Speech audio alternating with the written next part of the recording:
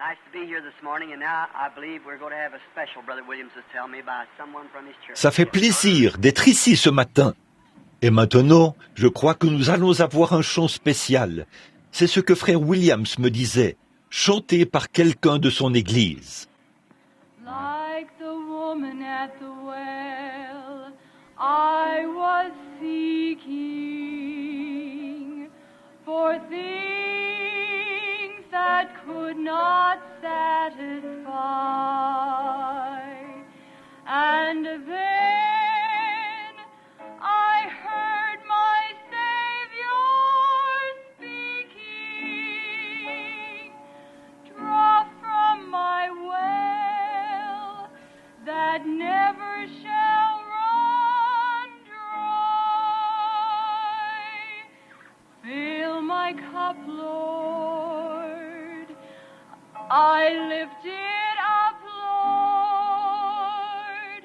Come and quench this thirsting of my soul. Bread of heaven, feed me till I want no more. Fill my cup, fill it up and make me whole. Oh, my brother, if the things this world gave you leaves a hunger that won't pass away, my blessed Lord will come and save you if you kneel to Him and humbly pray. Fill my cup, Lord, I lift it up, Lord. Come and quench this thirsting of my soul. Bread of heaven, feed me till I want no more.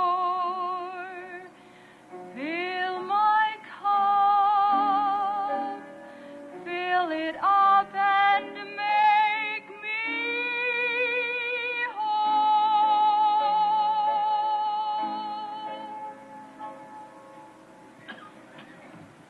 Wonderful. That's what we're here for this morning. C'est pour cela que nous sommes ici ce matin. Voici notre coupe. Remplis-la, Seigneur. C'est le seul temps où nous aurons l'occasion de demander cela. Il viendra un temps où nous serons de l'autre côté. Et à ce moment-là, nous n'aurons pas cette possibilité. Donc, alors que nous l'avons et que nous sommes en possession de toutes nos facultés, je pense que l'une des choses les plus sensées que l'on puisse faire, pendant que Dieu nous en donne l'occasion, c'est de faire cela, de faire remplir nos coupes de son amour et de sa miséricorde. There is one who sat with us long ago. Il y en a un qui était parmi nous il y a longtemps. Il n'y a pas si longtemps non plus. Et il est parti. Et nous avons le cœur gros pour frère Williams. Il s'agit du père de frère Williams, notre président du chapitre ici. Quel âge avait ton père, frère Williams? 88. Ce serait environ 18 ans, je suppose, de plus que Non, ce serait, 18 ans de plus que le temps qui est promis. Un homme vaillant. Il n'y a pas bien longtemps, il était assis dans la réunion. Je lui ai dit, et je ne dis pas ça pour manquer d'égard envers frère Williams, je lui ai dit, vous avez l'air plus jeune que votre fils, Karl. Cela montre bien que nous sommes là aujourd'hui et que le lendemain, nous ne le sommes plus. Nous ne savons pas quand ce temps viendra, quand il viendra, mais nous savons qu'il vient. Je réfléchissais à cela. Mais la vie est une grande chose. La vie est un privilège. Nous venons de vivre une grande tragédie. Une personne qui fréquentait notre église depuis longtemps, de Chicago, a été tuée l'autre jour en rentrant chez elle. Une mère. Je pense qu'elle avait près de 70 ans. Et elle et son mari roulaient en voiture dans le Kansas ou le Missouri. Il y avait un blizzard. Un homme conduisait. Il a perdu le contrôle de sa voiture et son cou à elle a été cassé instantanément. Alors, nous ne savons tout simplement pas quand cela va arriver. Ils m'ont appelé pour m'apprendre la nouvelle et j'ai appelé tous les enfants qui sont éparpillés un peu partout dans le pays pour leur dire. Bien sûr, étant en quelque sorte leur pasteur, j'étais celui qui devait le leur annoncer. Je pensais à la rapidité à laquelle on peut partir. Et là, il y avait devant moi une boîte de bonbons qu'elle avait préparée pour moi et qu'elle m'avait donnée il y a environ une semaine. Cela montre la rapidité à laquelle on peut partir. Mais si c'est dans cette vie seulement que nous avions de l'espérance, nous serions des gens malheureux.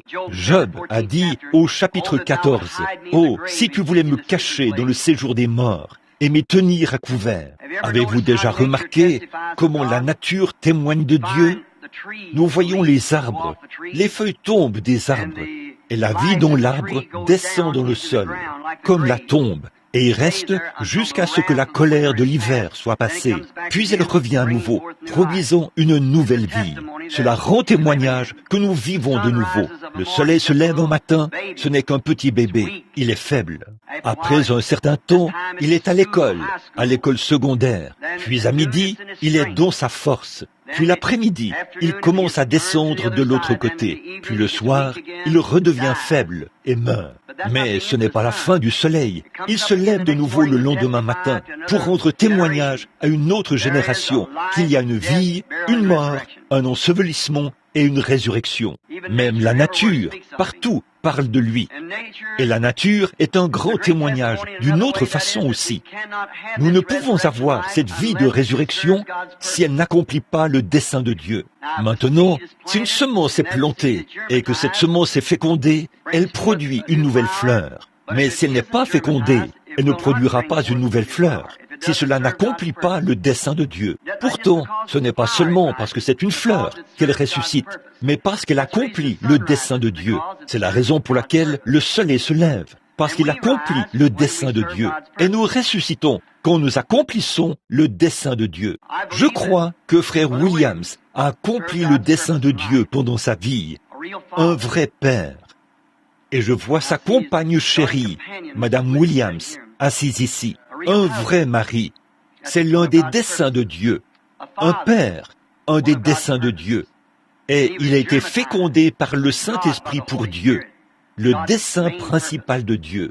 Donc, de dire que frère Williams ne ressuscitera pas et ne sera pas de nouveau parmi nous, il faudrait dire que la sève ne descend pas, qu'il n'y a pas de lever du soleil. Tout témoigne de sa résurrection, qu'il sera de nouveau avec nous. Tout cela, d'abord, le soleil, les fleurs, la nature, la vie botanique, tout en témoigne. Puis la parole de Dieu témoigne pour lui. Et de plus, la foi même qui est dans notre cœur palpite, car nous savons que nous le reverrons. Que Dieu donne le repos à son âme, afin de rendre un dernier hommage à celui qui était autrefois parmi nous. Levons-nous un instant. Père Céleste, nous n'avons jamais essayé de faire un rassemblement comme celui-ci dans le but d'être vus ou entendus. Nous nous sommes réunis chaque fois pour l'édification de ton Fils, Jésus-Christ, et pour rendre témoignage à ceux qui sont sans lui, afin qu'ils puissent le trouver. Nous avons le cœur lourd pour ceux que notre frère a laissés quand il a quitté cette terre. Quelqu'un qui était parmi nous il n'y a pas longtemps et qui a été ici avec nous dans ce même chapitre de nombreuses fois. Mais nous croyons que tu l'as laissé vivre une bonne vie bien remplie et que son âme est avec toi aujourd'hui. Donne-lui du repos, ô Dieu, jusqu'au jour où nous le reverrons.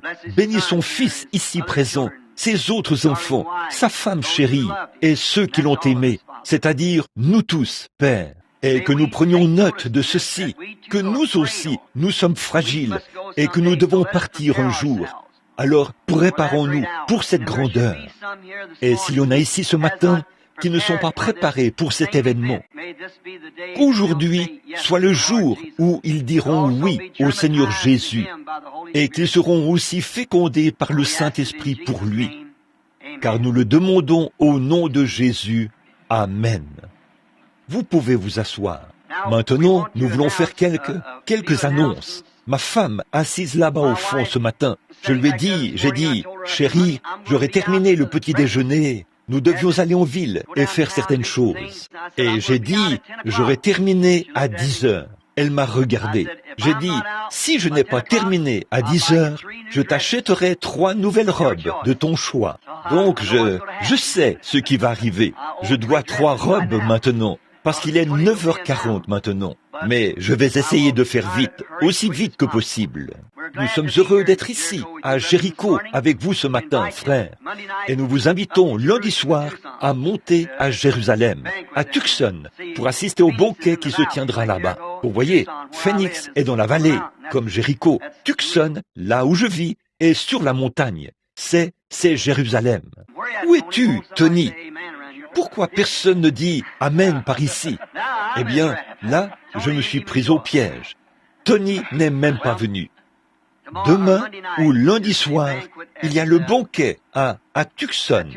Et nous serions très heureux de vous voir si vous êtes dans les environs et voulez passer nous voir. Mon sujet ce soir-là, si le Seigneur le veut, c'est « Nous avons vu son étoile en Orient et nous sommes venus pour l'adorer ». Et ensuite, le 19 de ce mois, ou plutôt du mois prochain, le 19 janvier, je commencerai un réveil ici, dans cette même pièce, à l'auberge Ramada, ici, le 19, le 20 et le 21. Et puis, le 22, je crois, commence le 23, je serai ici pendant 4 soirs, et ce sera pour un réveil.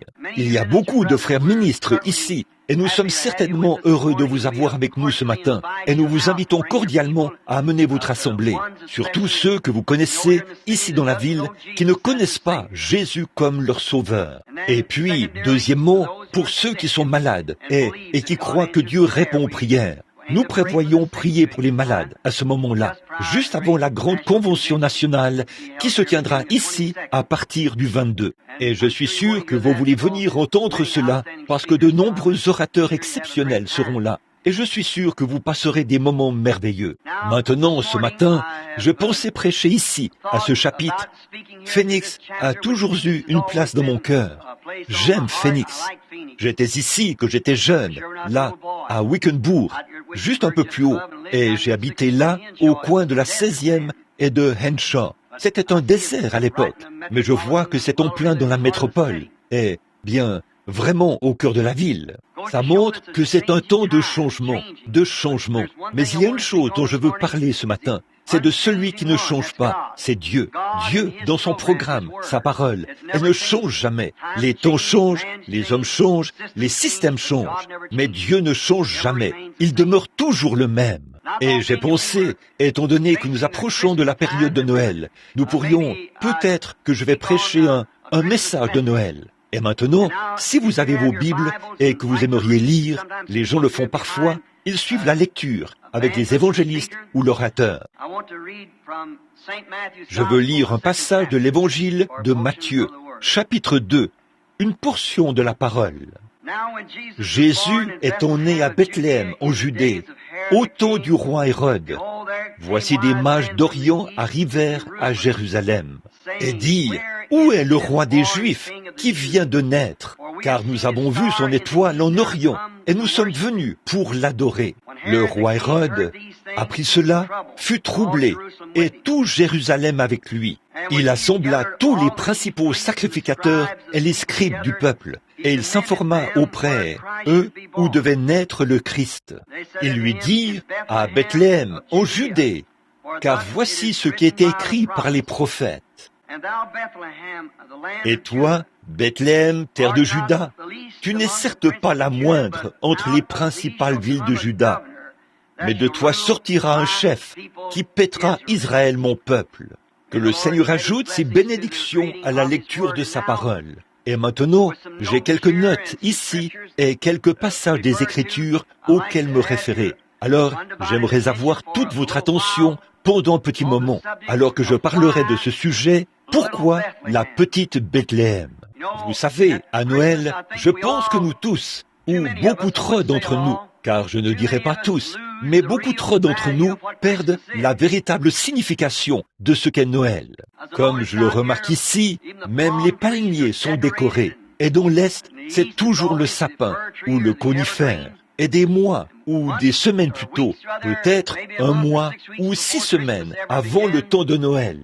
C'est toujours les guirlandes et le grand. Ils en ont fait une activité commerciale à la place de ce que cela signifie vraiment. Je ne crois pas que Christ soit né le 25 décembre. Je ne le crois pas du tout. Il aurait été impossible que ces choses se produisent. Les collines de Judée sont plus enneigées que... Eh bien, on a de la neige jusqu'à la taille, là-bas, au mois de décembre, en Judée. Mais nous constatons, en étudiant l'histoire, que Christ est probablement né au printemps, peut-être en avril ou en mai, quelque part par là. Mais quand cela a été changé, ils ont institué, quand le christianisme a été converti au romanisme, ils ont pris l'anniversaire du dieu soleil, qui était au solstice, le 25, du 21 au 25 décembre. Quand le soleil se couche, il n'y a presque pas de changement. Et puis, ça, c'était l'anniversaire du Dieu Soleil. Alors, ils l'ont changé pour celui du Fils de Dieu. Mais souvenez-vous, quel que soit le jour, cela n'enlève rien au caractère sacré de ce que c'est censé être. Satan nous a dérobé cela quand on en a fait une grande activité commerciale et que le Père Noël a volé toute l'adoration. Et c'est devenu un jour comme Pâques, comme les lapins et les canards roses. Et alors, qu'est-ce que ça a à voir avec Pâques? Qu'est-ce que ça a à voir avec la résurrection de Christ? C'est comme le monde d'aujourd'hui. Les enfants dans la rue, ils peuvent vous en dire plus sur Davy Crockett que sur Jésus-Christ. Ils peuvent vous en dire plus sur un hors-la-loi, un criminel du passé, que sur le prince de la vie qui est né il y a 1900 ans. Mais pour nous, les chrétiens, cela ne nous enlève pas la véritable chose. Vous voyez, c'est toujours dans les ténèbres que la lumière brille le plus. Les éclairs en zigzag dans le ciel noir et nuageux de la nuit montrent qu'il peut y avoir de la lumière dans les ténèbres. Et quand la lumière brille, on ne voit pas. Si le soleil brille, on n'a pas vraiment besoin des lumières. Mais plus c'est sombre, plus la lumière est petite, plus fort elle brillera dans les ténèbres. Plus c'est sombre, mieux c'est. Plus c'est visible. Et c'est d'autant moins que nous, les chrétiens, nous devrions témoigner pour la gloire de Dieu, car il nous a donné son Fils. Noël devrait être une chose exceptionnelle. Nous, les chrétiens, nous devrions, peu importe son apparence, ça ne va que le faire briller d'autant plus. Le monde entier a du clinquant. Nous avons Christ, et c'est ce que nous devrions laisser briller en cette heure sombre dans laquelle nous vivons actuellement. Nous pensons à la façon dont Dieu fait les choses de manière inhabituelle, parce qu'il est lui-même inhabituel.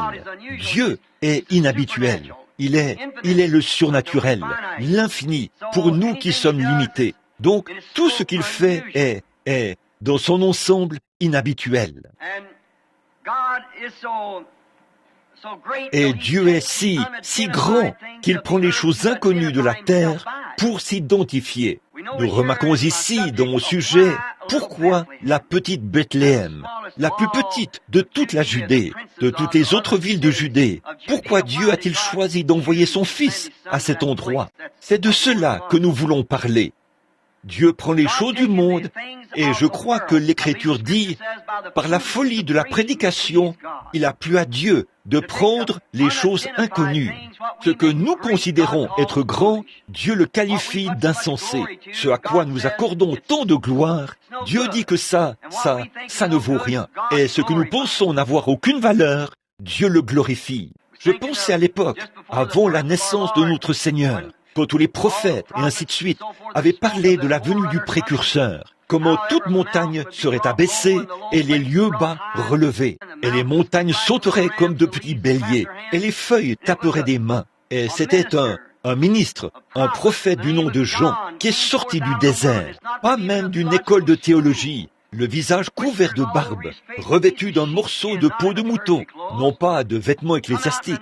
Il est sorti et annoncé « Le royaume de Dieu est proche ». Et les gens avaient de la peine à comprendre qu'une personne aussi étrange se présente, sans rien qui l'identifiait comme étant membre d'un système quelconque. Il ne faisait pas partie de quoi que ce soit. Il n'avait pas de carte de membre et il n'y avait aucune dénomination qui l'appuyait. Le message était trop important. Il ne pouvait pas prendre l'homme.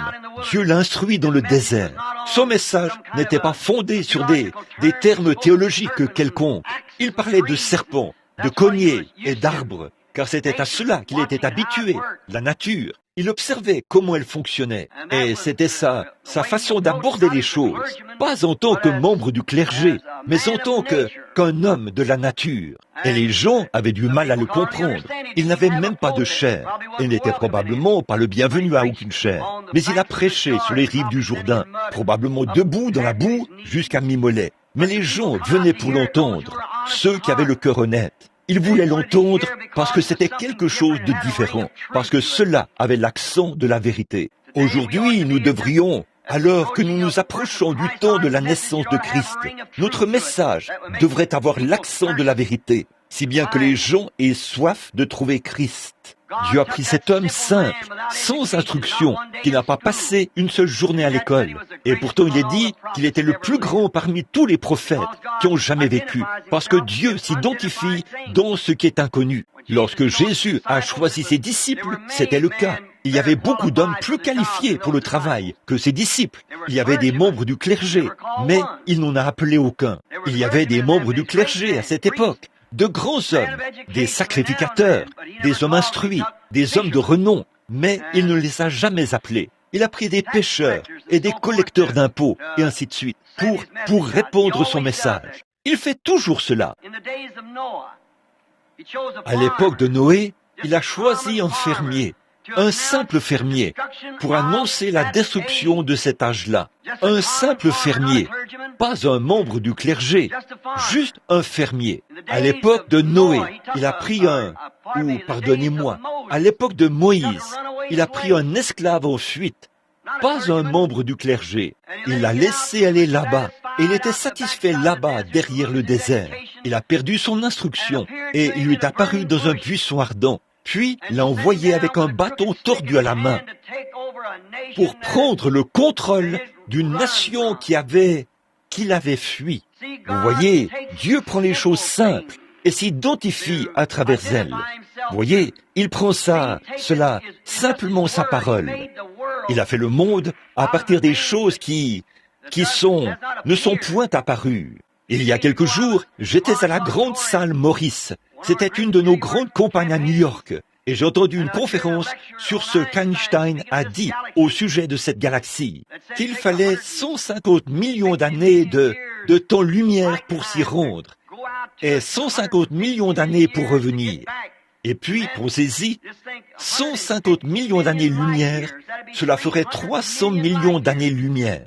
Et puis, quand vous seriez revenu, vous n'auriez été parti que 50 ans. Pensez-y, alors, à la vitesse à laquelle la lumière voyage, 300 000 kilomètres par minute. Et pensez aux milliards et aux billions d'années qu'il faudrait pour aller là-bas et revenir. 120 ou 300 millions d'années-lumière.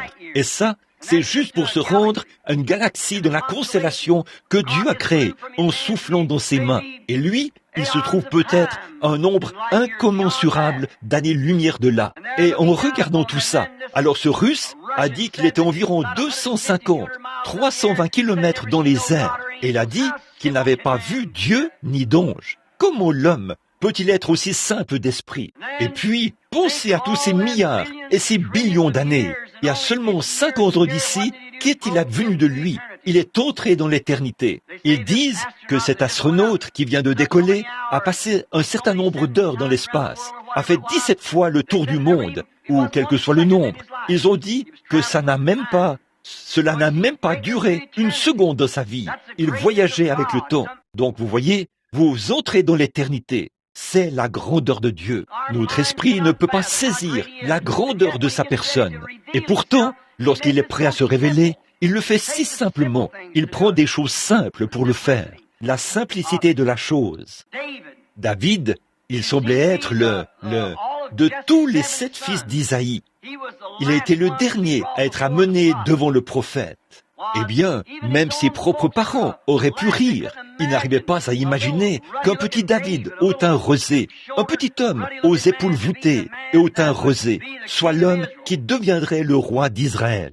Il n'avait peut-être pas l'air d'un roi aux yeux de ces gens, mais il devait certainement en avoir l'air aux yeux de Dieu, parce qu'il l'a oint roi, de toute façon. Vous voyez, il a pris celui qui était simple de la famille de David ou de la famille d'Isaïe, pour faire des rois, quelque chose que le monde avait refusé. Il était retourné, il l'avait renvoyé pour s'occuper des brebis. Il a fait avancer son premier fils, un grand homme fort et imposant, qui pouvait probablement se tenir droit et avoir l'air d'un roi d'Israël. Et il pensait que c'était lui qui ferait bonne impression, avec une couronne sur la tête, que c'était lui qui dirigerait, qui porterait le vêtement royal, et pourrait tenir le bâton, et tout ce qui doit être fait pour un roi. Il paraissait bien aux yeux des gens. Mais le prophète, avec l'huile d'onction à la main, a dit, « N'en as-tu pas un autre ?» Et il les amenait un par un, jusqu'à ce qu'ils finissent par dire, « N'en as-tu pas un autre ?» Il a dit, « J'en ai un, mais il serait peut-être sans valeur. C'est un petit maigrichon, en quelque sorte. Nous l'avons envoyé faire paître les brebis. » Il a dit, « Va le chercher. » Et dès que le regard du prophète oint s'est posé sur lui, le prophète a versé de l'huile sur sa tête.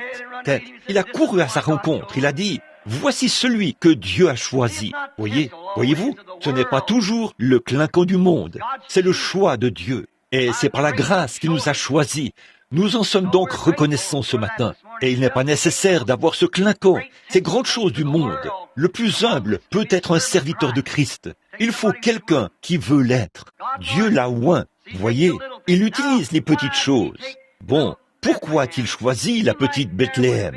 Il semble qu'il y aurait eu de meilleurs endroits où le roi, le grand roi des rois, aurait pu naître. Habituellement, lorsque l'on organise un événement ici sur Terre, on essaie d'avoir la chose la plus grandiose, la plus tape à l'œil qui vient à l'esprit. On choisit les endroits les plus grands et on dépense la plus grande somme d'argent et on a les choses les plus élaborées. C'est comme ça qu'on fait. Mais Dieu ne fait pas les choses de cette façon. Il prend quelque chose qui n'est rien afin de montrer qu'il est puissant, qu'il peut, s'il avait pris un souverain sacrificateur ou un homme bien instruit, à l'époque où il appelait les apôtres, s'il avait pris ce genre d'homme au lieu d'un pécheur ignorant, sans instruction, qui ne savait même pas écrire son propre nom, ils auraient pu dire, « Oh, là, voyez, votre instruction porte fruit, mais Dieu a pris un homme qui ne pouvait même pas écrire son nom, afin qu'il puisse prendre quelque chose qu'il pouvait tenir dans sa main, quelque chose avec quoi il pouvait en faire quelque chose, pour montrer qu'il est Dieu. » Nous en arrivons au point où nous nous rendons compte que nous ne sommes rien. Alors, remettez-vous entre les mains de Dieu, et il peut vous façonner et faire de vous ce qu'il veut que vous soyez. Mais tant qu'on a le sentiment d'être important, on n'arrivera jamais à rien. On ne peut même pas être entre les mains de Dieu, tant qu'on n'a pas compris qu'on n'est pas important. L'autre jour, une de mes petites filles me posait des questions au sujet de l'importance. J'ai dit, eh bien, nous parlions d'un homme important. Eh bien, c'était le président qui venait d'être assassiné. Et nos cœurs étaient affligés par cela. Et j'ai dit, eh bien, c'était un homme important. Les journaux y ont accordé une très grande importance. Et c'était diffusé à la télévision. Et cela coûtait des milliards et des milliards de dollars au gouvernement pour diffuser cela. Là, c'est très bien, c'est leur affaire. Mais j'ai dit, ce petit prédicateur pentecôtiste, là-bas, en Caroline, où un homme est entré là, un ivrogne, avec un fusil de chasse. Il a fait venir sa femme et a tiré sur l'homme qui est tombé mort derrière la chaire. Puis il a tiré sur sa femme et a retourné l'arme contre lui-même. Un petit article là, à la fin du journal, à peu près long comme ça. Laissez-moi vous dire, frère, peu importe qui nous sommes, tu veux savoir à quel point tu es importante? Et je dis à ma petite fille, mets ton doigt dans un seau d'eau et retire-le, puis essaye de trouver le trou. Nous ne sommes rien. Il n'y en a qu'un qui est important, c'est Dieu. Nous devons nous en souvenir. C'est lui. On aurait dit que s'il voulait, si un homme devait préparer un endroit où le roi allait naître, il y avait des endroits religieux et des endroits historiques plus importants qu'on aurait pu choisir pour le roi que cette petite Bethléem. Des endroits, par exemple, comme Silo. Silo était l'endroit où l'arche a été installée pour la première fois. Nous le savons. car nous traversons là où nous traversons le Jourdain de ce côté-ci, en Palestine, où l'arche a été installée comme premier lieu d'adoration. Ô Gilgal, Sion est un lieu formidable. Gilgal aussi, où la grande et fière capitale, Jérusalem, où les chefs de toutes les organisations se réunissaient, leurs quartiers généraux. Il semble qu'on aurait pu préparer un endroit là-bas, à Jérusalem, pour que le grand roi y naisse. S'il voulait un endroit historique ou un endroit exceptionnel, c'est là que se trouvait le quartier général religieux, celui de leur religion où le roi est venu. Il est venu pour représenter leur religion. Et quand il l'a fait, au lieu qu'il lui prépare un endroit à Jérusalem ou dans un de ces grands lieux historiques, il est né à Bethléem, la plus petite de toutes les villes. N'es-tu pas la moindre entre les principales villes de Juda? Mais de toi sortira un chef qui paîtra mon peuple.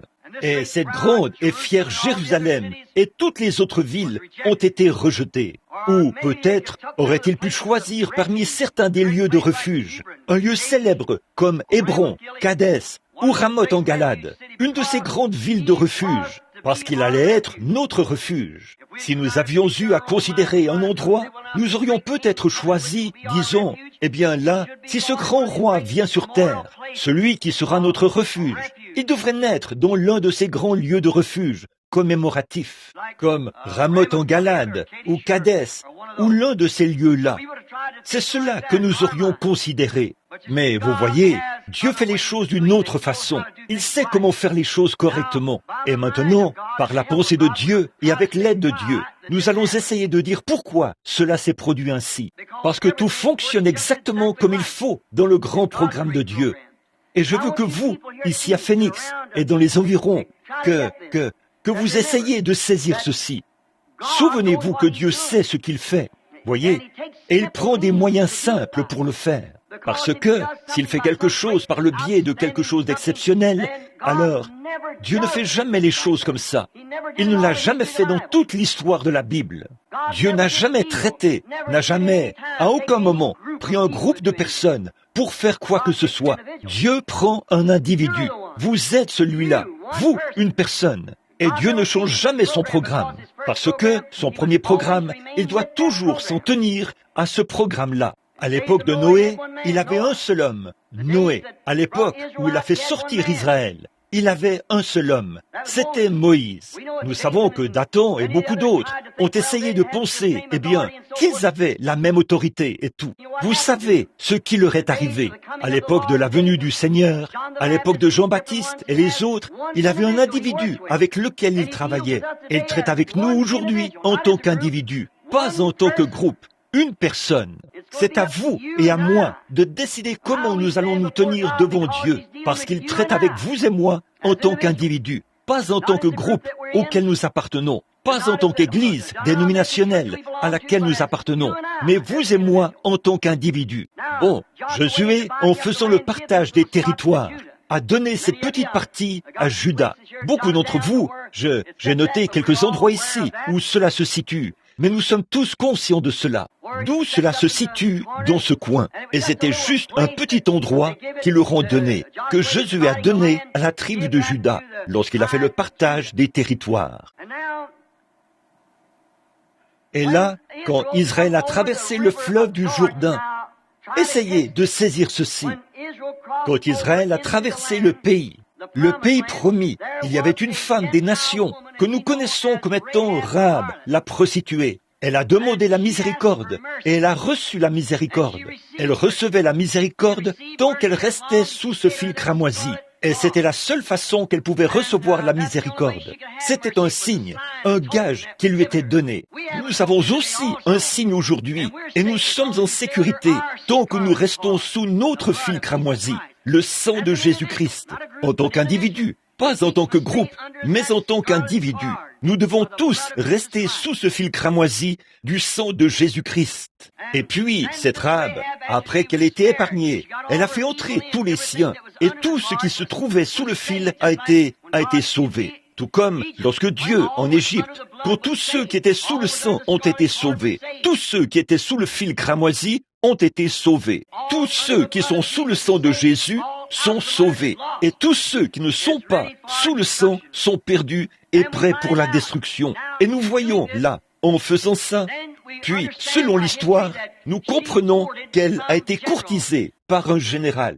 Je ne me souviens pas de son nom en ce moment, de l'armée d'Israël. Et au bout du compte, elle a épousé cet homme. Ils se sont installés ici, près de ce petit endroit. Et son fils, Salmon, est celui qui a fondé Bethléem. Voyez, une femme des nations a un lien avec cela dès le départ. Une femme des nations, Rahab, la prostituée. Maintenant, nous voyons que Salmon a fondé cette petite ville de Bethléem. Et il a engendré Bose. Et Bose était celui qui a épousé Ruth, une autre femme des nations. Et nous suivons cette lignée maintenant. Ruth, elle était une Moabite, et elle a épousé Bose. Elle est arrivée dans cette petite ville au moment de la saison des orges. Oh, si on avait le temps ce matin, là-dessus, je vais devoir 6 robes à ma femme après ça. Mais combien on pourrait s'étendre sur ce sujet? Naomi, qui représente l'Église orthodoxe, est partie à cause d'une famine, est allée au pays de Moab, comme quand Israël a été dispersé partout dans les nations. Puis, quand elle est revenue, elle a ramené Ruth, la Moabite, et elle est revenue à la saison des orges, au moment de la première récolte d'orges. Ça signifie l'Église des nations qui revient à Dieu à la saison des orges. Quelle belle image ici! Puis, elle et Bose se sont mariés, et leur fils célèbre, Obed, a été conçu et est né là-bas. Et puis son fils, son petit-fils, Isaïe, est venu d'Obed. Là aussi, il a engendré David, son fils. Le roi David venait de là-bas. Regardez ce qui suit maintenant. De Rahab la prostituée est venu son fils, qui a fondé ça. De là est venu Bose, qui a fait entrer une autre femme des nations. Et puis, de Bose est venu Isaïe. Et ici, Isaïe est né David. Et David, au même endroit, à la même petite Bethléem, a été oint par le prophète de Dieu pour être le roi d'Israël. Toutes ces choses spirituelles, cachées aux yeux du monde, se déroulaient ici, dans cette petite ville de Bethléem. Voyez, c'est comme ça que Dieu agit. Maintenant, j'ai confiance que le Saint-Esprit sera présent en ce moment pour vous donner une compréhension claire que Dieu ne travaille pas dans ces grandes choses. C'est par l'Esprit, pas par la puissance, pas par la force, mais par mon esprit, dit le Seigneur. Voyez, Dieu qui agit par l'Esprit parmi les gens. Voyez, avec cette grande toile de fond, il ne pouvait venir que dans cette ville. C'est le seul endroit où il pouvait naître. Dieu qui suit sa même ligne de pensée. Dieu fait toujours ça. Dieu suit la ligne de sa parole. Il ne peut pas revenir sur sa parole en aucun cas et rester Dieu. Il doit s'en tenir à la parole. Il ne peut jamais dévier de ça. Aujourd'hui, nos traditions et tout nous éloignent de la parole.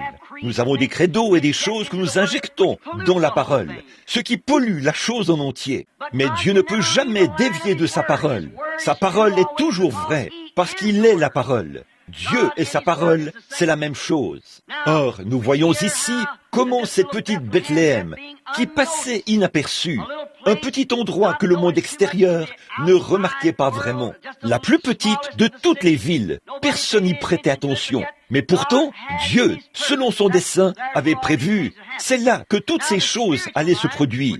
Maintenant, la pensée spirituelle saisirait cela, parce que le prophète a dit ici, vous voyez, le prophète a dit, toi, Bethléem de Judée, n'es-tu pas la moindre de toutes les principales villes? Mais de toi sortira un chef qui paîtra mon peuple Israël.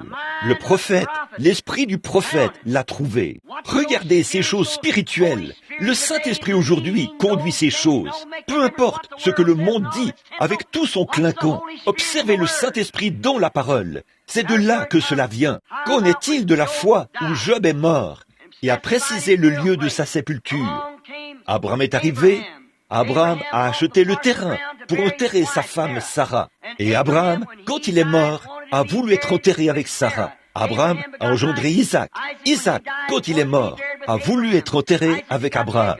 Isaac a engendré Jacob. Jacob est mort là-bas en Égypte, mais il a fait jurer Joseph, son fils prophète, la main sur sa hanche qui le faisait boiter, qu'il ne l'enterrerait pas là-bas en Égypte. Pourquoi? Il a dit, emmène-moi dans le pays et qu'on m'y enterre. Et Joseph, lorsqu'il est mort là-bas en Égypte, il avait parlé du départ d'Israël qui sortait selon la prophétie. Mais il a dit, emportez mes os hors de ce pays. Pourquoi? Il savait que les prémices de la résurrection, ce serait de ce pays. Car Job a dit, je sais que mon Rédempteur est vivant. Et au dernier jour, il se tiendra sur la terre. Quand les vers de ma peau détruiraient ce corps, de ma chair, je verrai Dieu. Et il savait que les prémices de la résurrection devaient sortir du pays promis, pas de l'Égypte. Ils étaient spirituels, ils étaient prophètes.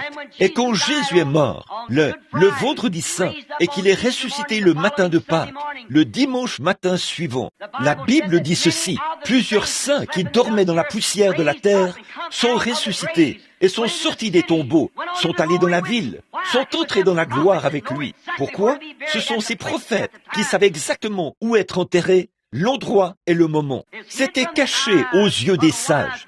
Mais ils savaient quoi? Ils ont vu le côté spirituel. Les prémices de la résurrection devaient sortir de la Palestine, pas de l'Égypte. Il en est de même aujourd'hui, mes amis. Tant de gens s'accrochent aux choses du monde, ou à un grand système, ou quelque chose du genre. Enterrez-moi en Jésus, car ceux qui sont en Christ, Dieu les amènera avec lui dans cette résurrection. Peu m'importe ce que le monde a à dire, combien ils essayent de faire briller les choses. C'est en Christ, ce sont ceux qui sont en Christ que Dieu amènera avec lui. La pensée spirituelle saisit ces choses spirituelles. Ici, le prophète a dit, « Petite Bethléem, n'es-tu pas la moindre entre toutes les principales villes de Juda? Mais de toi sortira ce chef, pas de la grande capitale prétentieuse, pas d'une église historique, pas d'un terrain ou autre, où les méthodistes, les baptistes, les presbytériens, les pentecôtistes ou quoi encore ont commencé, mais de la moindre d'entre elles, d'un petit lieu insignifiant, je ferai sortir de cet endroit mon chef du peuple. » Mais aujourd'hui, nous voulons dire, nos pères ont fait ceci et nos pères ont fait cela. Voyez-vous, Dieu ignore tout ça. Dieu fait ce qu'il veut. Observez la ligne de conduite de l'esprit. Observez ce qu'on lit dans l'Écriture. Ils ignoraient cela. Mais vous voyez, l'Écriture est ce qui a raison. Dieu a toujours raison. David a été oint par ce grand prophète pour être roi. Aucun doute que Samuel, ce grand prophète, connaissait ces choses à l'avance. Et c'était là que sa grande postérité spirituelle promise, car Dieu a juré par serment qu'il susciterait Christ pour s'asseoir sur le trône de David. Alors, à quel autre endroit Christ pouvait-il naître? C'est là que son père est né, son grand-père, son arrière-grand-père, son arrière, loin en arrière. Vous voyez, son peuple dans la lignée des gens des nations qui sont entrés. Et là, la Bible dit ceci, les gens des nations espéreront en son nom. Voyez-vous, tout doit être apporté pour que vous puissiez le voir. Nous aimerions rester là pendant un moment et nous attarder là-dessus et vous montrer pourquoi les gens des nations, quoique je suis sûr que la pensée spirituelle va saisir cela tout de suite, car il s'agit des mères et non du père. Là, parce que c'était une femme, l'épouse. Les gens des nations seront constitués, l'épouse sera constituée de gens des nations. Les gens des nations, il fera sortir du milieu des nations un peuple, à cause de son nom. C'est son nom. Il a pris une femme, voyez, du milieu des nations. Et il fallait qu'il en soit ainsi. La femme est entrée, l'église, c'était des gens des nations, les grands-mères là-bas, dans la lignée de la postérité. Or, tout comme Isaac était par ailleurs de la lignée de la postérité. Maintenant, remarquez ceci. Nous voyons alors que David avait cette promesse qu'il aurait un fils. Nous remarquons comment cela fait un autre parallèle avec Israël. Quand Israël, ou Abraham, a reçu la promesse que sa postérité, ce qu'elle serait, que de sa postérité sortirait ce grand sauveur, et qu'il serait père des nations. Sa postérité naturelle, bien sûr, était Isaac, et elle a échoué. Mais de sa postérité spirituelle, par la foi qu'il avait, est venu Christ, ce qui a fait entrer toutes les nations. Eh bien, maintenant, nous voyons un parallèle de cela ici encore. La postérité naturelle de David était Salomon, et elle a rétrogradé, tout comme l'autre postérité d'Abraham. Elle a rétrogradé. Salomon a aussi rétrogradé. Il a eu trop de femmes. Et bien vite, elles ont attiré son cœur loin de Dieu. Et la façon dont il s'est éloigné et a rétrogradé, il est mort dans cet état. Rétrograde. Israël est mort de la même façon. Rétrograde. Mais nous voyons que cette postérité spirituelle qui était promise venait par la postérité naturelle, les descendants d'Abraham. Mais la royauté vient par la promesse spirituelle faite à David. Et David est né à Bethléem. Et il était oint à Bethléem. Et nous voyons alors que lorsque sa véritable postérité royale, l'héritier de son trône est né, c'était dans cette même ville, la petite Bethléem. Tu es la moindre entre toutes les principales villes de Juda, mais de toi sortira un chef qui paîtra mon peuple. Dans cette petite ville, cette petite étable, l'étable de la ville, sur le côté de la falaise, il y avait une grotte là-bas, dans la falaise, et de là est sorti, par ses petites portes, le prince de la paix, né dans une étable, dans une petite boîte de paille posée quelque part, des tas de fumier dans les granges et tout. Mais de là est sorti ce grand prince, la postérité de la femme. De là est sorti le sauveur du monde. De là est sorti Jéhovah lui-même, sous la forme d'un homme. Il est sorti de cette humble petite étable de Bethléem, pas dans le palais d'un roi, né dans la royauté, mais il est venu de cet humble endroit, près d'un tas de fumier à l'intérieur. Et il était emmailloté dans des longes. Comme le dit la tradition, ces longes ont été pris du joug d'un bœuf, avec lequel on avait labouré. C'étaient des gens pauvres, Joseph et Marie, tous deux très pauvres. Et les voilà dans cette petite étable. Combien Dieu s'humilie. Et puis, nous essayons de faire de nous-mêmes quelque chose de grand. Ne voyez-vous pas comment Dieu s'humilie et prend les choses qui ne sont rien, afin qu'il puisse accomplir ses grandes promesses? Comment ce petit Jéhovah, couché dans une crèche, emmailloté dans les longes pris de l'arrière d'un joug, de sur le cou d'un bœuf, là où le joug avait été placé, et ils y ont emmailloté le prince de la paix. Oh, qui sommes-nous alors? Que méritons-nous? Si Dieu peut s'humilier ainsi, ne devrions-nous pas être capables de nous humilier pour devenir son serviteur? S'il a fait des choses comme ça, ne pouvons-nous pas oublier nos grandes dignités et les choses de ce monde et laisser cela derrière nous et nous humilier devant lui en ce Noël? Et soyons-en, montrons-lui que nous apprécions cette naissance et cette humilité en nous humiliant nous-mêmes et en recevant sa parole. Peu importe ce que dit la tradition, c'est sa parole qui compte, c'est ce qu'il prendra, sa parole est seulement ça. Maintenant, nous voyons que cette petite étable, c'était là que le premier Noël a été chanté sur terre. Et il était chanté par des anges. Pensez-y, le premier Noël, pas chanté là-bas avec Caïphe, pas dans une grande et belle église où se trouvait un merveilleux pasteur, mais dans une étable à Bethléem, la moindre d'entre toutes. Mais le premier Noël a été chanté par des êtres angéliques dans la petite ville de Bethléem. Vous voyez ce que je veux dire? Peu importe combien vous êtes pauvre, combien petit ou insignifiant vous pouvez être, Dieu peut vous utiliser si seulement vous le laissez faire. Dieu vous veut, vous. Il ne veut pas que vous n'avez pas besoin d'appartenir à une grande société, à un grand ordre, à une grande fraternité ou à quoi que ce soit d'autre. Ça n'a aucune importance pour Dieu. Dieu vous veut, vous. Et si vous pensez que vous êtes important, faites sortir cette pensée de vous. Vous devez la faire sortir. Vous dites, eh bien, j'ai un doctorat en philosophie, en droit. Cela vous éloigne d'autant plus de Dieu. Oubliez cette chose. Revenez à Dieu. Revenez à l'humilité de l'esprit. Aimez Dieu et acceptez sa parole. Et si vous demeurez en moi et que ma parole demeure en vous, alors demandez ce que vous voudrez. Cela vous sera accordé. Dieu l'a promis. Si vous dites à cette montagne, ôte-toi de là, et que vous ne doutez pas dans votre cœur, mais que vous croyez que ce que vous avez dit s'accomplira, vous le verrez s'accomplir. Celui qui croit en moi, les œuvres que je fais, il les fera aussi. Il en fera de plus grandes, car je m'en vais à mon Père. Quelle promesse! Il y a quelque chose qui manque quelque part. Ce que nous essayons de faire, c'est de déformer la chose pour lui donner une importance quelconque.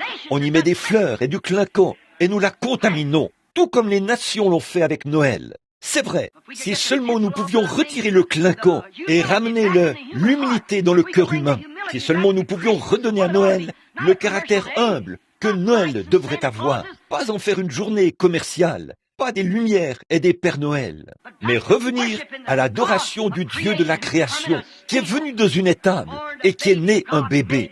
Dieu fait chair et il a habité parmi nous. Si on pouvait revenir à ça et s'éloigner du clinquant et des grandes choses, Dieu ne traite pas du tout avec ces choses. Vous dites, eh bien, j'appartiens à la plus grande organisation. Cela vous éloigne d'autant plus de Dieu. Vous dites, je fais ceci, cela. Cela vous éloigne encore plus. Vous devez vous humilier jusqu'à ce que vous voyiez ces choses, jusqu'à ce que, si vous demeurez en moi et que mes paroles demeurent en vous, alors demandez ce que vous voudrez. Ce que nous essayons de faire, dès que Dieu nous donne une petite pluie de bénédiction, nous essayons de tout déformer et d'installer des dignitaires là, qui vont se faire de grands noms pour surpasser l'autre. Celui-ci commence comme ceci et comme cela. Puis Dieu s'éloigne de toutes ces choses. Ce dont nous avons besoin aujourd'hui, c'est d'un nouveau déversement du Saint-Esprit sur des cœurs qui sont humbles. Nous avons besoin d'un véritable Noël, d'un lieu de naissance. Si vous pouviez vous rendre compte que vous n'êtes rien d'autre qu'une étable. Dieu n'est pas allé à Jérusalem, à Silo ou à Ramoth en Galade. Il est venu dans une étable qui était souillée. Quand vous laissez Dieu, vous devenez, et vous vous rendez compte en vous-même que vous n'êtes rien d'autre qu'une étable puante. Mais accueillez-le, ouvrez vos portes, quand ces grands lieux et ces auberges le rejettent. Ouvrez les portes de la crèche de votre cœur et laissez Jéhovah y entrer et regardez ce qui va se passer, car il est la parole. Il a dit, si vous demeurez en moi et que ma parole demeure en vous, il est la parole. Laissez-le entrer en vous et observez ce qui va se passer. Ensuite, demandez ce que vous voudrez, et cela vous sera accordé. Oui, c'est là que le premier Noël a été chanté par les anges, il y a de nombreuses années. Et quand il...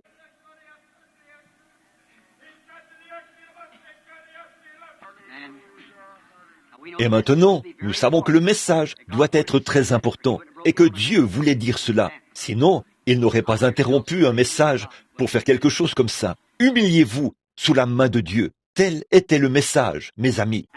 Maintenant, notre Père Céleste, nous savons que tu es infiniment sage et que tu fais tout exactement comme il faut. Nous prions que tu fasses que ceci soit un message pour les gens. Ils doivent vraiment s'humilier, nous tous, et venir sous la main du Dieu puissant. Nous nous en remettons à toi, Père, afin que tu nous accordes cela. Au nom de Jésus, ton Fils. Amen. Maintenant, pour continuer, je parlais du moment où le premier Noël a été chanté. Il était chanté par les anges dans la petite Bethléem. C'est là que tous ces grands hommes sont nés. C'est là que le roi promis est né. Le roi promis est venu là. Bon, le mot, pour aller vite maintenant, afin que je ne vous retienne pas trop longtemps. Là, la promesse, le mot était celui-ci, le mot Bethléem.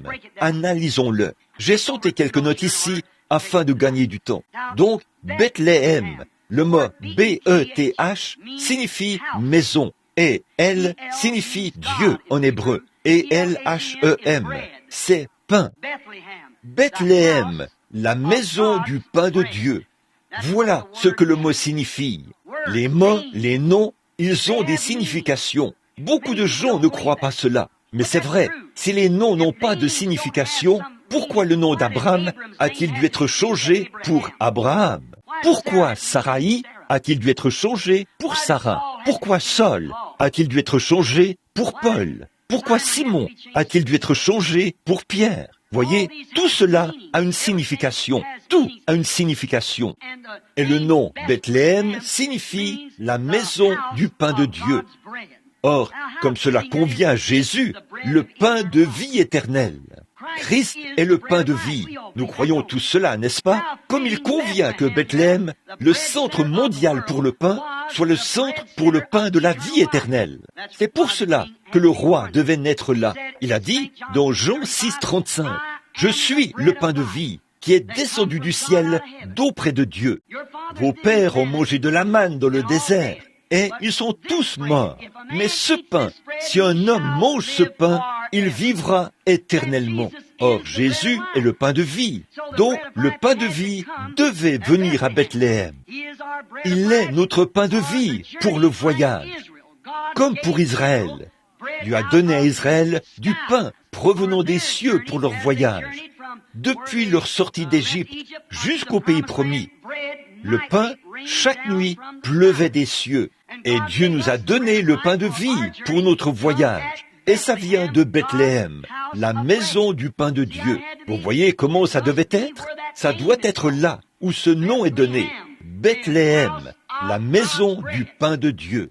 Alors, comment aurait-il pu naître à Jérusalem? Comment aurait-il pu naître à Ramoth en Galade? Vous voyez, il est venu là où était son nom, la maison du pain de Dieu. Oh, remarquez, Israël recevait un nouveau pain frais venant du ciel chaque nuit pour leur voyage.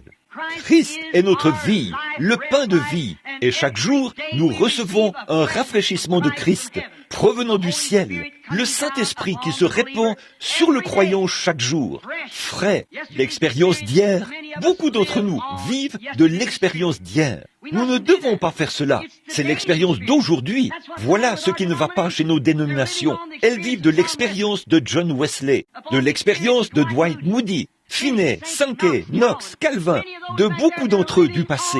Ils vivent de cette expérience. Mais souvenez-vous, le pain qui est tombé et qu'ils ont essayé de garder, il est devenu contaminé. Des vers s'y sont mis, des petits asticots. Et c'est ce qui ne va pas aujourd'hui. Des citernes contaminées. Ils vivent du pain du passé qui est contaminé. Nous devons avoir quelque chose de frais de Christ. Sa parole aujourd'hui pour cette heure. Voyez, il est notre fraîcheur, notre pain qui tombe chaque jour du ciel sur le croyant. Il est notre Bethléem, la maison du pain de vie éternelle de Dieu. Christ est né à Bethléem et est devenu la maison du pain de vie éternelle de Dieu. Il est le pain de vie. Il est notre Bethléem. Christ est notre Bethléem. Le pain naturel est appelé le soutien de la vie. Nous appelons le pain naturel comme notre pain léger, et les choses que nous avons, c'est appelé le soutien de la vie. Jésus est le soutien de la vie de Dieu. Un pain, un soutien de la vie pour la vie éternelle. De même que le soutien de la vie est appelé pain. Jésus étant le pain de vie et le pain de soutien de la vie éternelle de Dieu pour nous. Voyez, nous ne pouvons pas continuer. Quelque chose doit mourir pour que nous puissions manger. Ce matin, quand vous avez mangé une substance morte. Si quelque chose ne meurt pas, alors on ne peut pas vivre, car on ne vit que par une substance morte. Si on mange de la viande, le cochon est mort. On mange du porc, le cochon est mort, bien sûr. Et puis, si on mange du bœuf, la vache est morte. Vous dites, mais je mange du pain, alors le blé est mort. Eh bien, j'ai mangé des légumes. Les légumes sont morts.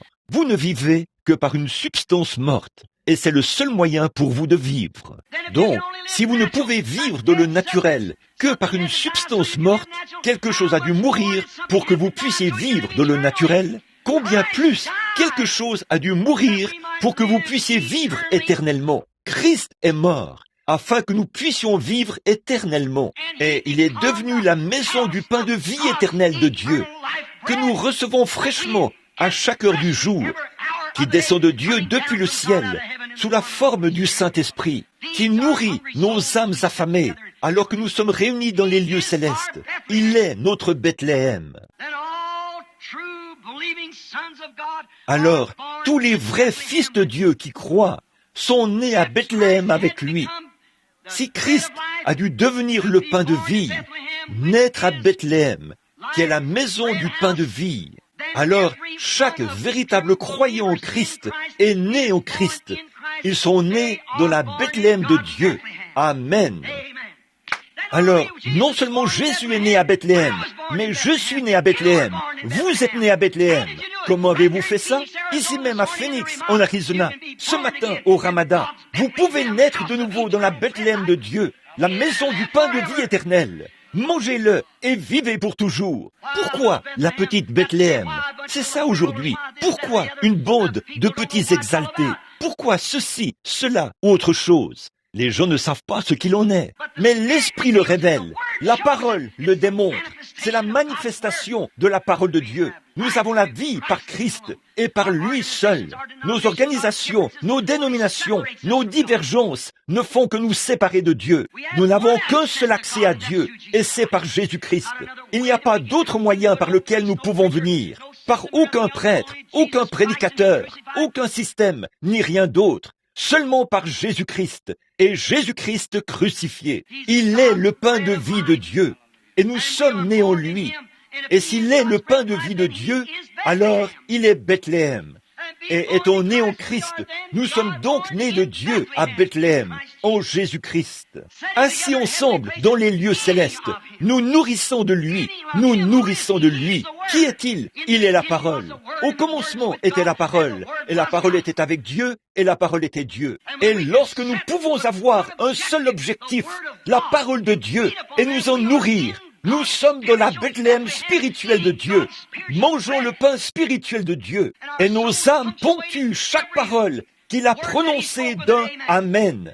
Nous apprécions cette nourriture céleste d'ange. Quand elle dit, ces signes accompagneront ceux qui auront cru. Le credo ou la dénomination dit, oh, ce n'est pas ainsi. Mais le véritable homme qui est né à Bethléem dit, Amen. Les œuvres que je fais, vous les ferez aussi. La dénomination dit, c'est un tas d'excitation émotionnelle. Mais le véritable habitant de Bethléem dit, Amen, car il est satisfait. C'est de la nourriture d'ange. Si vous demeurez en moi et que mes paroles demeurent en vous, demandez ce que vous voudrez et cela vous sera accordé. Amen. Oh, les hommes importants et les intelligents ne le verront jamais. Nous nous en tenons tellement à nos traditions des anciens, tellement qu'il nous faut avoir des cartes et tout le reste pour avoir accès à une chair.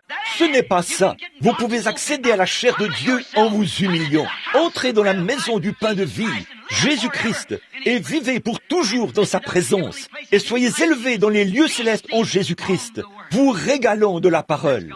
Voilà la Bethléem de Dieu. Combien d'entre nous y sommes ce matin? Combien sont prêts à oublier leurs traditions? Combien sont prêts à oublier leurs credos qui sont en désaccord avec la parole? Pourquoi n'y a-t-il pas de réveil? Pourquoi ces choses n'arrivent-elles pas parmi nous? Qu'est-ce qui ne va pas chez les pentecôtistes? Ils se sont organisés. C'est ça. Vous ne pouvez pas organiser la Pentecôte. Vous pouvez faire une organisation. Mais la Pentecôte, c'est une bénédiction. C'est la puissance de Dieu. Et si c'est une Pentecôte authentique, elle ne laissera jamais la parole de côté pour un credo. Elle acceptera la parole. C'est juste. Parce qu'elle est circoncise du monde et des choses du monde. Elle ne s'appuie que sur la parole de Dieu et la croix. Nous sommes dans Bethléem, des candidats pour le royaume de Dieu. Nous mangeons le pain de vie éternelle de Dieu, né, pain de Dieu, né à Bethléem, pour devenir le pain spirituel de vie éternelle dans la maison de Dieu. Oh là là, né à Bethléem. Ce matin, nous le sommes, quand nous naissons en Jésus-Christ. Car il est la Bethléem de Dieu. Jésus est la maison du pain de vie éternelle de Dieu. Il est aussi notre eau pour le voyage. Maintenant, nous savons qu'il est l'eau. Comme Israël dans leur voyage, ils ont frappé un rocher. Leur pain est descendu du ciel. Mais un rocher a été frappé afin qu'ils puissent y boire pour soutenir leur vie durant le voyage. Dieu a frappé un rocher ou a demandé à Moïse de le faire. Son prophète, il a frappé le rocher. Qu'est-ce que c'était? Ouvrir le rocher. Si le rocher était Christ, le croyez-vous? Très bien. Alors, si le prophète a ouvert le rocher pour que la vie puisse en sortir, alors, si c'est le rocher, aujourd'hui, nous avons besoin du Saint-Esprit dans un homme qui frappera le rocher de nouveau. Amen. Et qui permettra à la parole de sortir parce qu'il est la parole. Nous avons bifurqué pour prendre des credos et boire de l'eau stagnante des citernes. Ce dont nous avons besoin aujourd'hui, C'est d'une ouverture de la parole qui vit, et il est le même hier, aujourd'hui, éternellement. Il ne peut pas faillir. Ils peuvent appeler cela de la télépathie mentale. Ils peuvent dire ce qu'ils veulent, ou des spirites, ou un démon. Tant que cette parole circule librement et produit exactement ce qu'elle a dit qu'elle ferait, c'est une source dans la maison de David, à nouveau, de retour à Bethléem, où ce Jésus-Christ est le même hier, aujourd'hui et éternellement, pour ses habitants de Bethléem. Vivez avec elle, vivez en elle. C'est l'eau de la vie pour notre voyage, comme en avait Israël. Une des grandes expériences du grand David, si vous voulez la lire dans 2 Samuel 35, 15. Commencez là. Nous lisons que David est né à Bethléem, mais pourtant il est devenu un fugitif. Oh, quelle chose pathétique! Les Philistins avaient placé une garnison à cette époque dans le pays parce que Saül, le grand homme qui a entraîné tout Israël dans le péché, s'était éloigné de Dieu et était devenu un ennemi de Dieu. Ils avaient placé une garnison. Les Philistins avaient placé une garnison autour de Bethléem. Et David, essayant de rentrer chez lui, n'a pas pu le faire. Il s'est retrouvé dans le désert parce qu'il était devenu un fugitif aux yeux du peuple, où il avait été rejeté. Quelle belle image de Christ aujourd'hui, quelqu'un rejeté. Il l'est. Maintenant vous dites, c'est impossible. Eh bien, si vous croyez la Bible, ça l'est. La Bible dit, dans l'âge de l'église de Laodicée, que Christ était à l'extérieur de l'église, frappant à la porte, pour essayer de revenir dans sa propre église. Un fugitif, c'est quelque chose qui était refusé, rejeté, et la parole et le Saint-Esprit sont rejetés. C'est vrai, vous ne pouvez pas entrer là-dedans. Si jamais vous le recevez, vous devez sortir de là pour le recevoir. Vous devez sortir pour aller vers lui. Il ne peut pas entrer. Ils sont tellement attachés à leur credo qu'ils ne vous laisseront pas prêcher ces choses. Ils ne vous laisseront pas croire ces choses. Ils disent, vous croyez qu'il est le même? Oh, d'une certaine manière, il est le même. Maintenant, ce n'est pas vivre dans Bethléem. Non, non. C'est boire à une citerne stagnante là-bas. Il y a longtemps, du vieux pain contaminé qui est tombé il y a plusieurs années. Qu'est-ce qu'Othel a dit au sujet de cela? C'était peut-être très bien dans leur jour. C'est maintenant un autre jour. C'est le jour du Seigneur. Il s'agit d'un autre âge de l'Église, pas celui de Philadelphie. C'est celui de Laodicée. C'est un rejet. Et Christ est devenu un fugitif dans sa propre Église, mis à la porte. Il est un étranger. Il peut venir et agir directement parmi les gens et faire les mêmes choses qu'il a fait ici. Il a dit qu'il le ferait dans les derniers jours, accomplir les mêmes signes et les mêmes choses qu'il a dit qu'il ferait, comme au jour de Sodome. Nous savons ce qu'il a fait pour l'église là-bas. Nous voyons Billy Graham, comme c'était le cas pour ces messagers qui sont allés dans l'église dénominationnelle. Ils ont prêché là-bas, et là, les ont appelés à sortir, leur ont dit de croire la parole et de sortir de Sodome. Le groupe d'Abraham n'était pas dans Sodome. Ils avaient déjà été appelés à sortir. Observez l'ange, ce qu'il a fait là-bas pour eux, comme signe, afin qu'ils puissent reconnaître. Et la même chose peut être faite. Et les gens disent, « Oh, eh bien, ne croyez pas cela. » Pourquoi? Pourquoi? Parce qu'ils ont fait de Christ un fugitif aux yeux de leur organisation. Ils sont si étrangers à cela, les pentecôtistes et tout le reste. Maintenant, c'est exactement la vérité. Je sais que ça écorche, mais écoutez, si quelque chose ne fait, si c'est la vérité, ça va écorcher. Et c'est vrai, il faut que ce soit la vérité. Maintenant, observez David. Quand il était là-bas, David a rêvé de ses puissantes victoires. Il était dans une grotte, en retrait, très loin, à environ 25 kilomètres de la ville. Et il s'est approché, il a remarqué là, sa propre ville bien-aimée, où il est né, et où il avait été oint roi, et ainsi de suite, là-bas. Les habitants d'Israël à cette époque, c'était un peu comme aujourd'hui en Allemagne. Ils ont des petites villes. Ils vivent dans les villes pour se protéger. Puis, ils emmènent leurs brebis et leurs bétail à la campagne, les nourrissent, et ensuite les ramènent. Et le soir, ils les mettent dans les corrals. Et David, alors qu'il regardait la ville, a commencé à se souvenir des hauts faits que Dieu avait accomplis par lui, des grandes et puissantes victoires que Dieu avait remportées par lui. Comment, un jour, alors qu'il avait mené ses brebis dans les montagnes, là où il se trouvait, couché dans de verts pâturages et tout, un ours était venu et avait pris un des petits agneaux et l'avait emporté. Il l'avait poursuivi et avait tué l'ours. Dieu lui avait donné la victoire parce qu'il avait été chargé par son père de prendre soin de ses brebis. C'était son travail, prendre soin des brebis. Oh, pasteur, C'est votre travail. Elle mange de la nourriture de brebis, pas des almanachs. De la nourriture de brebis, la parole de Dieu. Quelqu'un est entré, on a pris une et s'est sauvé. Quelqu'un est entré, on a pris une et s'est enfui. Il l'a poursuivi. Un lion est venu et on a pris une. Il l'a poursuivi. Il n'a pas été satisfait tant qu'il ne l'a pas récupéré. Cela lui a donné cette grande victoire un jour, quand il a vu Israël tout replier. Voyez-vous, Israël avait entendu tous les credos et tout. Ils allaient tous à l'église. Ils avaient tous été circoncis. Ils sont tous allés voir le sacrificateur et ont obtenu leur bénédiction avant de partir au combat. Mais quand cela en est venu à l'épreuve de force, du surnaturel, ils ont tous été des lâches. Chacun d'eux, car ils ont vu que quelque chose leur faisait opposition. Et ils n'avaient pas l'audace, ils n'avaient pas ce que nous appellerions aujourd'hui l'expression de la rue, ils n'avaient pas le va le chercher. Il manquait quelque chose. Ils ne pouvaient pas aller là-bas et affronter ce géant. Pourquoi? Mais ils avaient tous été bénis par le sacrificateur. Ils avaient les saintes bénédictions sur eux et ils s'étaient agenouillés et avaient probablement été oints avec les eaux saintes. Tout ce qui avait été fait, ils étaient tous là-bas. Mais devant une telle opposition, ils n'avaient pas ce qu'il faut. Là se trouvait Saül, le surveillant général, ou l'évêque, qui se tenait là, qui dépassait d'une tête toute son armée. Il a lancé un défi.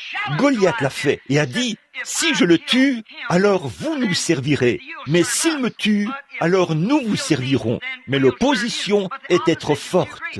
Il avait des doigts de 35 cm, ce qui fait 70 cm pour sa main. Pensez-y. Quelle main il avait! Son aiguille, une aiguille de tisserand, comme la lance qu'il avait. Et pensez à la taille que pouvait avoir sa tête, à peu près comme une cuve. Et il y aurait un casque d'airain de 2 ou 5 cm d'épaisseur, posé sur sa tête. Pensez à l'armure, des pièces d'armure comme une de ces fenêtres à jalousie, où il pouvait respirer et se déplacer. C'est ainsi que les armures fonctionnaient, avec la grande cotte de maille posée sur lui, qui pesait peut-être 45 kilos ou 90 kilos, d'airain posé sur sa poitrine, avec une aiguille, une lance dans sa main, peut-être de 10 mètres de long. Ce que l'ennemi peut faire quand il pense avoir l'avantage sur vous, ce qu'il pense pouvoir faire, comment il va s'en vanter. Les jours des miracles sont passés. Tu ne peux pas t'en sortir avec une telle chose. Mais voilà qu'arrive un jeune garçon au teint rosé qui n'avait pas d'expérience théologique, mais il avait eu une expérience. Il savait que Dieu est toujours Dieu. Dieu tient sa parole. Le voici qui arrive. Ça lui a dit, attends, je vais te donner un diplôme de licencié en lettres. Il l'a revêtu de son casque, s'est descendu et ça l'a englouti. Il ne connaissait rien de tout ça. Il a dit, je ne connais rien de ce genre de choses-là. Il a dit, je ne sais pas, mais je sais une chose. Avez-vous peur d'aller combattre ce géant? Et vous vous tenez ici, et vous prétendez être l'église du Dieu vivant, et vous laissez cet incroyant incirconcis se tenir là-bas et se vanter comme ça? Il a dit, j'irai le combattre. Oh, nous avons besoin d'hommes comme ça aujourd'hui, des hommes qui ont eu une expérience. Qu'a-t-il fait? Qu'a fait le petit David de Bethléem? Il est allé là-bas combattre le géant. Le géant l'a maudit au nom de ses dieux. Dieu au pluriel. Maudit au nom de ces géants ou de ces dieux. Il est allé là-bas et a dit, aujourd'hui, je vais m'emparer de toi à l'aide de ma lance et suspendre ta carcasse là-haut dans l'arbre et laisser les oiseaux la manger. Il a dit, tu marches contre moi en Philistin, au nom d'un Philistin, avec une armure et une lance. Mais moi, je marche contre toi au nom du Seigneur Dieu d'Israël. Qu'est-ce que c'était? La parole. La parole. Je marche contre toi avec la parole. Il a dit, aujourd'hui, je vais te couper la tête de sur les épaules. Ce géant a ri et s'est avancé contre lui. Et David n'a pas reculé. Il s'est avancé contre lui, lui aussi. Il n'y avait qu'un seul petit endroit. Et Dieu a dirigé sa pierre. David, étendu là, quelqu'un en fuite, pensez à cela, que c'était une grande victoire. Puis, il a dû se mettre à penser aux psaumes. Comment parfois, là-bas, dans les montagnes, il s'allongeait et pensait à Dieu. Il a dit qu'il avait attaché ses commandements au poteau de son lit, à ses doigts, et partout où il allait. Je garde toujours le Seigneur devant moi, toujours, et je ne chancellerai pas. Il gardait Dieu devant lui, et les grandes victoires qu'il avait eues. Quand il était inspiré de la sorte, c'était un psalmiste. Il se levait d'un bond, prenait sa plume, écrivait les psaumes et les chantait. Il entrait dans l'esprit et dansait et dansait et dansait par l'esprit. Oh, il devenait si emporté dans l'esprit, écrire ses psaumes le faisait danser par l'esprit. Et il a dû penser à différents psaumes. L'Éternel est mon berger. Je ne manquerai de rien. Il me fait reposer dans de verts pâturages. Le psaume 23. Il me dirige près des eaux paisibles. Il restaure mon âme. Oh, il me conduit dans les sentiers de la justice à cause de son nom. Et quand je marche dans la vallée de l'ombre de la mort, je ne crains aucun mal. Tu es avec moi. Et pendant qu'il pensait à ces choses, ce devait être un jour torride. Il avait soif, il avait chaud et transpirait. Il pouvait regarder tout en bas dans la vallée, depuis le sommet des montagnes, du côté est ou du côté ouest, ou c'est du côté est de la ville. Quand il regardait en bas et voyait où étaient tous les Philistins là-bas, des milliers l'entouraient. Il a vu ce vieux puits où il buvait autrefois. Oh, il a commencé à penser à un matin où il prenait ses brebis, qu'il sortait pour les nourrir. Il passait par ce vieux puits parce que c'était un bon point d'eau. Et là, il allait là-bas et il buvait de l'eau et il buvait. Il laissait ses brebis s'abreuver. Là, à Bethléem, où il abreuvait ses brebis. C'est exactement là où Dieu abreuve encore ses brebis aujourd'hui. Là, à Bethléem, de sa bonne eau fraîche. Il s'est écrié, « Si seulement je pouvais encore boire de ce puits. » Je vais terminer maintenant. Écoutez bien. Si seulement je pouvais avoir une gorgée d'eau. Au fond de lui, il s'est écrié, « Si seulement je pouvais boire encore une fois de ce puits de Bethléem. » Ses désirs étaient un ordre pour ceux qui l'aimaient. Souvenez-vous, son âme désirait ardemment une gorgée de cette eau. Et pour ceux qui l'aimaient, son moindre désir était un ordre.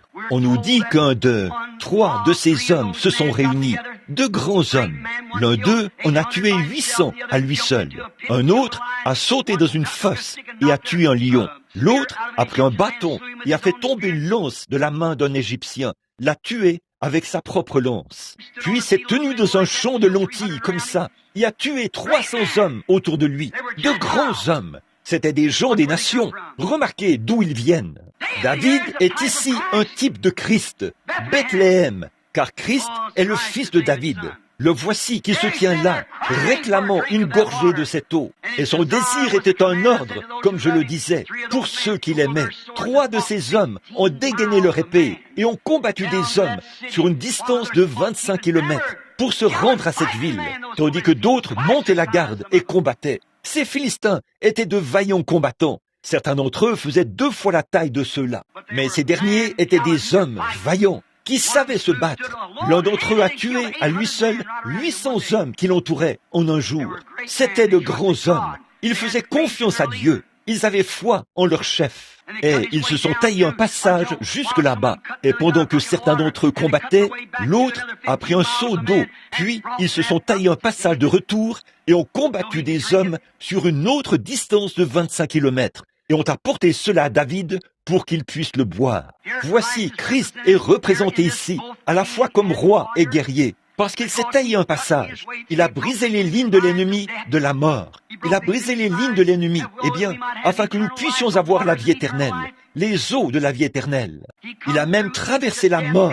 Il a goûté la mort. Il a souffert la mort. Et il est revenu pour que nous puissions avoir la vie éternelle. Il est à la fois roi et guerrier. Nous n'avons rien vaincu. C'est déjà vaincu. Nous n'avons jamais vaincu la mort. Il a vaincu la mort pour nous. C'est notre David de ce jour-ci. Il a vaincu la mort. Le pain et l'eau de Bethléem. Bethléem était le centre. Vous, les historiens, vous savez que c'était le centre. C'était un pays avec du blé en abondance. Grâce à l'irrigation et tout ça, ils pouvaient avoir de grandes récoltes de blé. Et c'était aussi la meilleure eau. C'était le centre du pain est le centre de l'eau de la Palestine. Et aujourd'hui, peu importe combien d'organisations nous avons, combien d'autres soi-disant frères, et peut-être qu'ils le sont, Christ demeure la Bethléem du croyant. Il est le lieu du pain et de l'eau. Méthodistes, c'est bon pour vous. C'est bon pour vous les baptistes, les pentecôtistes, le reste d'entre vous. C'est un seul endroit, c'est Bethléem. C'est de là que viennent le pain et l'eau de la vie. Oui, le voici notre pain. Le pain est l'eau de Dieu pour nous. Il est le centre, le seul endroit où vous pouvez venir et l'obtenir. C'est de lui, la maison de Dieu, dans la personne de Jésus-Christ, notre Bethléem, le pain et les eaux de la vie éternelle. Et il est la parole faite chair. Voici la parole, le pain et l'eau de la vie. Hébreux 13:8 dit, il est le même hier, aujourd'hui et éternellement. Cela fait de lui notre Bethléem, notre lieu de pain et d'eau, le seul lieu de la vie éternelle. Remarquez, David, en recevant les eaux, il ne les a jamais bues. Il a dit, que Dieu m'en garde. Ceci est le sang de ces hommes qui ont mis leur vie en danger pour aller là-bas et lui rapporter à boire. Observez, il l'a versé sur le sol en guise d'offrande à Dieu. Amen. Homme, frère, élevez votre foi un instant là. Il a refusé de la boire lui-même. Il l'a versé sur le sol en guise d'offrande à Dieu. Comme cela reflète bien Jean 3:16, où Dieu a tant aimé le monde qu'il a donné son Fils unique. Jésus, le prince de la vie, est venu ici. Il n'avait pas à mourir. Il a vaincu lui-même la mort et a versé le sang de sa propre vie sur le sol. Amen. En guise d'offrande pour notre péché. Il est notre rocher frappé. Sur le sol, son précieux sang que Dieu lui a donné. J'ai entendu quelqu'un dire l'autre soir, dans un message, qu'ils en sont venus à, je crois que c'était Billy Graham, hier soir. Je le regardais alors qu'il disait qu'il était allé en Israël et en Palestine. Et il a dit, je suis venu pour croire votre peuple. Quelque chose comme ça. Et je l'ai certainement admiré lorsqu'il est passé à cette émission mondaine hier soir. Beaucoup d'entre vous ont rejeté l'homme pour avoir fait ça. Mais écoutez, c'est devant toute la nation qu'il s'est présenté. Il n'a pas reculé. Il s'en est tenu exactement à ce qu'il croyait. Et je l'admire certainement pour ça. Et il a dit, je suis allé en Israël et je leur ai dit, j'adore un de vos enfants. En d'autres termes, comme ceci. Je me suis dit, Billy, c'est merveilleux. J'ai aimé voir cette puissance que Dieu t'a donnée, de te tenir au milieu de tous ces tapes à l'œil d'Hollywood et donner un témoignage de Jésus-Christ. Mais il n'était pas juif. Jésus était Dieu, pas un juif. Souvenez-vous, la cellule de sang provient du sexe masculin. Et il n'était pas un homme, un juif ou quelqu'un des nations. Il était Dieu, créé dans la chair. Nous ne sommes pas sauvés par le sang d'un juif, ni par le sang de quelqu'un des nations. C'est par le sang de Dieu que nous sommes sauvés. Il était Dieu, rien de moins. Il n'était ni juif, ni des nations. Par le sang créateur de Dieu en lui, nous devenons, s'il était juif ou des nations, nous serions tous perdus. Il était Dieu dans la chair. C'est vrai, je n'adore pas un juif. Quand j'adore Jésus-Christ, j'adore Dieu. Je n'adore pas une fiction ou une sorte de chose historique. J'adore Jésus-Christ, la présence de Jésus-Christ en ce moment même, qui est sa parole manifestée dans cet âge-ci. Depuis le commencement, Dieu a assigné une portion de sa parole à chaque âge. Et chaque fois qu'un de ces âges se déroulait, Dieu envoyait un prophète loin pour cet âge en question. À l'époque de Noé, à l'époque de tous les autres, quand il a fait les promesses. Peu m'importe dans quel état se trouve l'Église, il fait toujours ça. Il envoie un homme loin, car la parole du Seigneur vient au prophète. Voici, il se tenait là, chaque prophète, et il était condamné par les organisations de ce jour-là. Mais ils s'en tenaient à la parole et faisaient vivre la parole. Jésus était la plénitude de la parole de Dieu, car il était la plénitude de la divinité corporellement. Et en lui habitait la plénitude de Dieu. Dieu vivait en Jésus-Christ.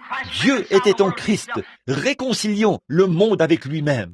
Non pas juif ou des nations, mais Dieu. Le voilà, se manifestant, comme c'est approprié. Et le propre sang de Dieu a dû être répandu sur le sol, depuis le sang innocent d'Abel, pour nous racheter. Il n'a pas pris sa propre vie. Il n'a pas retenu sa propre vie. Il a dit, « Père, est-il possible que cette coupe s'éloigne de moi?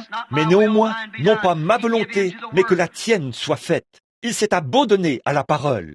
Aujourd'hui, nous pouvons faire la même chose. Vous pouvez soit prendre vos credos, prendre votre telle chose et aller où vous voulez avec ça. Mais vous pouvez dire, non pas ma volonté, mais que la tienne soit faite. Revenez à la parole de Dieu. Prenez votre clinquant et Noël et faites-en ce que vous voulez. Mais donnez-moi Jésus-Christ dans mon cœur. Peu importe combien cela est humble et combien les gens rient ou quoi que soit la chose. Observez sa nature. Voyez si elle fait ce que lui a fait. Si elle ne le fait pas, et que ça ne s'aligne pas à cette parole, laissez ça de côté. Ce n'est pas Christ, car Christ est la parole. Ici, nous voyons combien c'était approprié. Notre rocher frappé, la vie de son sang répandue sur le sol, un sacrifice d'expiation pour le pécheur. Notre Bethléem, eau, pain et vie, offerte pour notre purification. Nous, pécheurs impurs. Oh, mon ami pécheur, comment pouvez-vous refuser si bêtement une telle offrande, alors que Dieu a donné son Fils unique, un sacrifice d'expiation, afin que quiconque croit en lui ne périsse point, mais ait la vie éternelle. Comment entre-t-on en lui? Par un seul esprit, nous sommes tous baptisés en une seule Bethléem, la parole de Dieu, qui est Christ manifesté pour cet âge-ci. Et chaque promesse que la Bible donne, qui s'applique à cet âge, il attend qu'un prophète vienne sur la scène pour les manifester. Il l'a promis, selon Malachie 4. Ces choses s'accompliront. Peu importe combien les gens pensent que c'est insensé, ces choses s'accompliront de toute façon. Dieu l'a dit, il peut de ces pierres. Si nos credos ne le reçoivent pas, si nos églises ne le reçoivent pas, Dieu peut retourner à l'étable, il peut aller où il veut, mais il y aura quelqu'un qui prendra position pour cette parole qui était prononcée pour ce jour-ci. Quelque chose doit la manifester. Ce ne sera pas un groupe non plus. Ça ne l'a jamais été. Oh, fils, guerrier, comme je termine. Je ne veux pas vous garder trop longtemps ici. Je vais terminer tout de suite, si le Seigneur le veut. Il est 11h moins 5, moins 6 plutôt. Remarquez, oh, fils guerrier, vous les hommes qui prétendez être des fils, savez-vous ce que David représentait?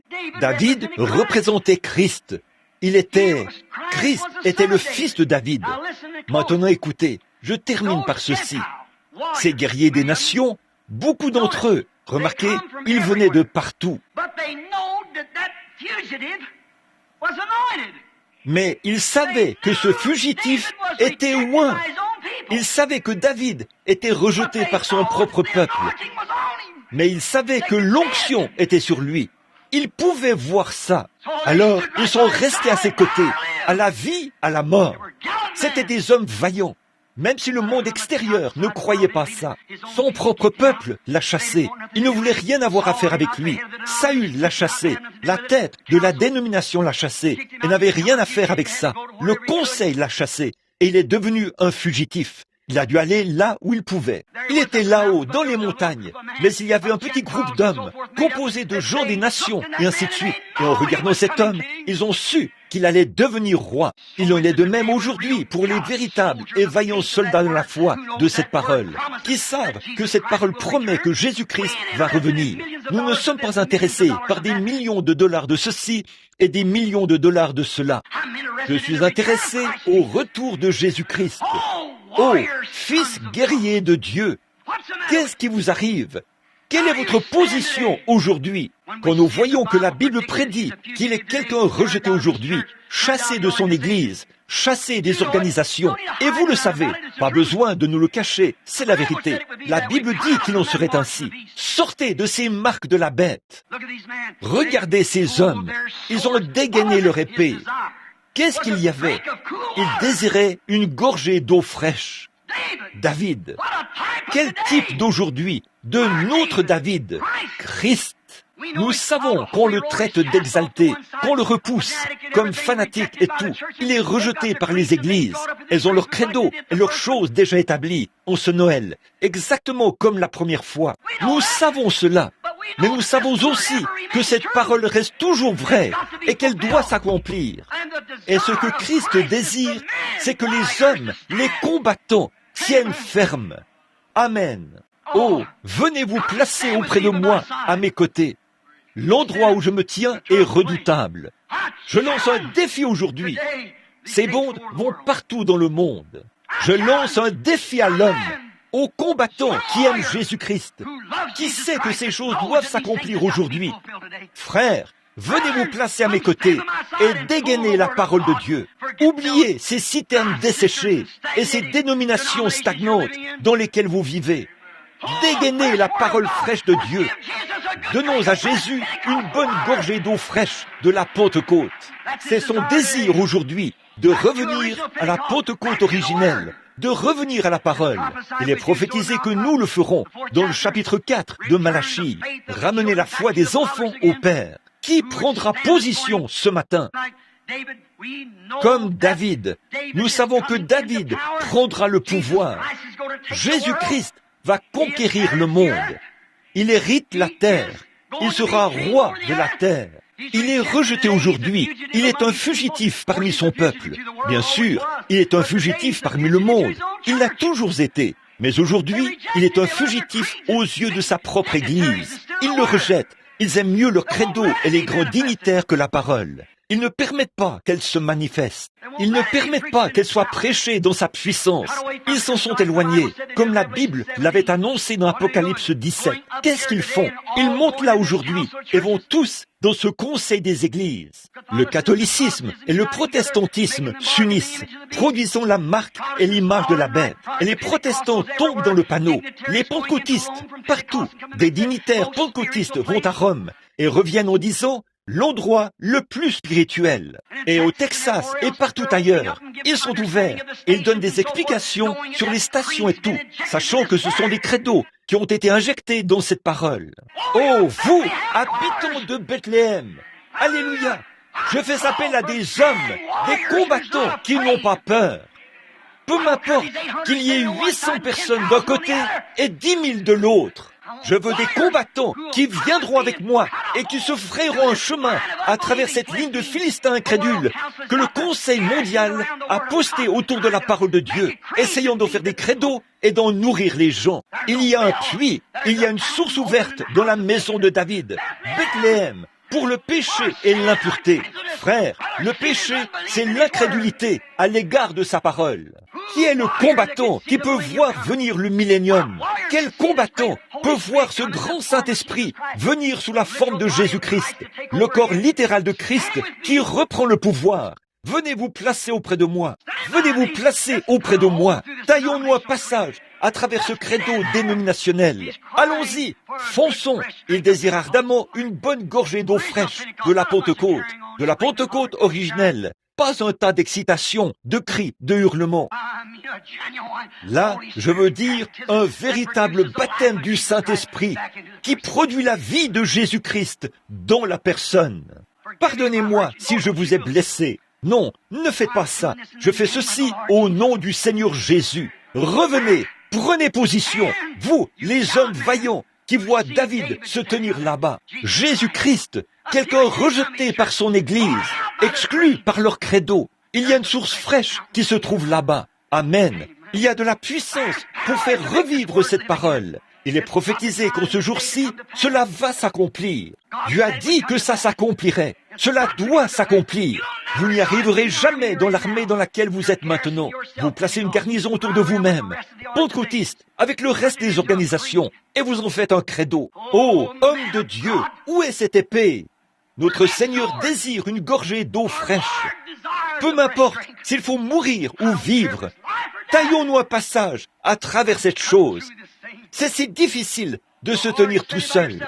J'appelle des hommes à se placer auprès de moi, à s'en tenir à la parole. Ce que cette parole dit, faites-le exactement comme elle le dit. Peu m'importe ce que disent les autres, laissez-la telle qu'elle, car c'est la seule chose qui taillera. Allons à Bethléem, la véritable eau de Dieu. Si un homme demeure en moi, et moi en lui, si vous demeurez en moi, et que mes paroles demeurent en vous, demeurez, pas sauter d'un endroit à l'autre, et changer sa carte de membre des unitaires aux binitaires, puis aux trinitaires, et revenir aux presbytériens, aux luthériens. Demeurez en moi, et il est la parole.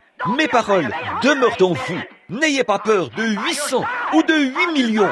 Je me tiendrai à vos côtés. Je désire boire de ce puits de nouveau. Dieu aura un peuple qui boira de ce puits. Alléluia. Vous allez peut-être penser que je suis fou, et peut-être que je le suis. Alors, je suis fou de Jésus-Christ et de sa parole. Si je dois être traité de fou, que je sois traité de fou pour sa parole. Je n'ai jamais été contre les hommes dans ces organisations. Je suis contre ce système qui exclut la parole de Dieu. Taillons-nous un passage, guerriers, placez-vous auprès de nous, entrons dans ce puits, il est notre Bethléem. Ces vieilles citernes, le Conseil mondial des églises qui s'organise maintenant, rétablissons la parole de Dieu fraîche, pas une dénomination, n'acceptons pas un credo. Ce sont de vieilles citernes d'eau stagnantes qui sont tombées il y a 40 ans, il y a 20 ans, il y a 30 ans ou bien l'année dernière. Je veux la parole de Dieu qui est promise pour aujourd'hui. C'est l'eau qu'il veut que je boive. Cette parole pour aujourd'hui, c'est une petite Bethléem. C'est rejeté. Je sais, c'est juste comme vous pensez. Eh bien, Simon, oui, c'est vrai. Il pensait qu'il aurait dû naître à Jérusalem. Il pensait qu'il aurait dû naître là, où se trouvaient les chefs de leur dénomination. Mais il s'est détourné de tout ça. Il est venu vers le nom Bethléem, car c'est ce qu'il était. Alléluia! Il ne vient pas pour les méthodistes, les baptistes, les presbytériens ou les pentecôtistes. Il vient pour l'épouse, Jésus-Christ. C'est pour elle qu'il vient. Cela peut vous sembler étrange, mais croyez cela. Vous voyez ces types? Ils ne peuvent venir que par la parole. C'est le seul endroit où ils pouvaient naître. C'est par cette Bethléem. C'est pour ça qu'il fallait que ce soit cet humble petit endroit. Il doit en être ainsi ce matin. Ce doit être de la même manière, par la parole promise. Oui, monsieur, le conseil des églises philistines qui s'organise maintenant, posté partout autour de notre Bethléem.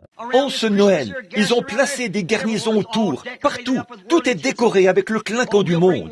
Oh, nous allons apporter la paix dans le monde. Le pape Luther, Jean, ou quel que soit son nom, va se réunir avec tous les grands évêques de l'Église. Le Conseil des Églises unies et le Conseil mondial vont se réunir. Comment deux hommes peuvent-ils marcher ensemble s'ils ne sont pas d'accord? Amen. Il n'y en a qu'un avec qui vous pouvez marcher, c'est Jésus-Christ. Comment pouvez-vous marcher avec lui quand vous êtes d'accord avec qui il est, la parole? Ne laissez pas cela vous échapper. Peu m'importe combien de clinquants ils ont, vous devez faire ceci, sinon nous fermerons votre église. Peu m'importe ce qu'ils ferment, ça n'a rien à voir avec la parole. Oui, monsieur. Où allez-vous? Exactement ce que la parole a dit que vous feriez. Vous retournez directement là, vêtus de choses clinquantes du monde, avec toutes sortes de promesses du monde. Mais c'est à des millions de kilomètres de la parole. Le voilà aujourd'hui. Noël encore, pour nous priver de la promesse de la parole. Mais elle s'accomplira. De ces pierres, Dieu peut susciter des enfants à Abraham.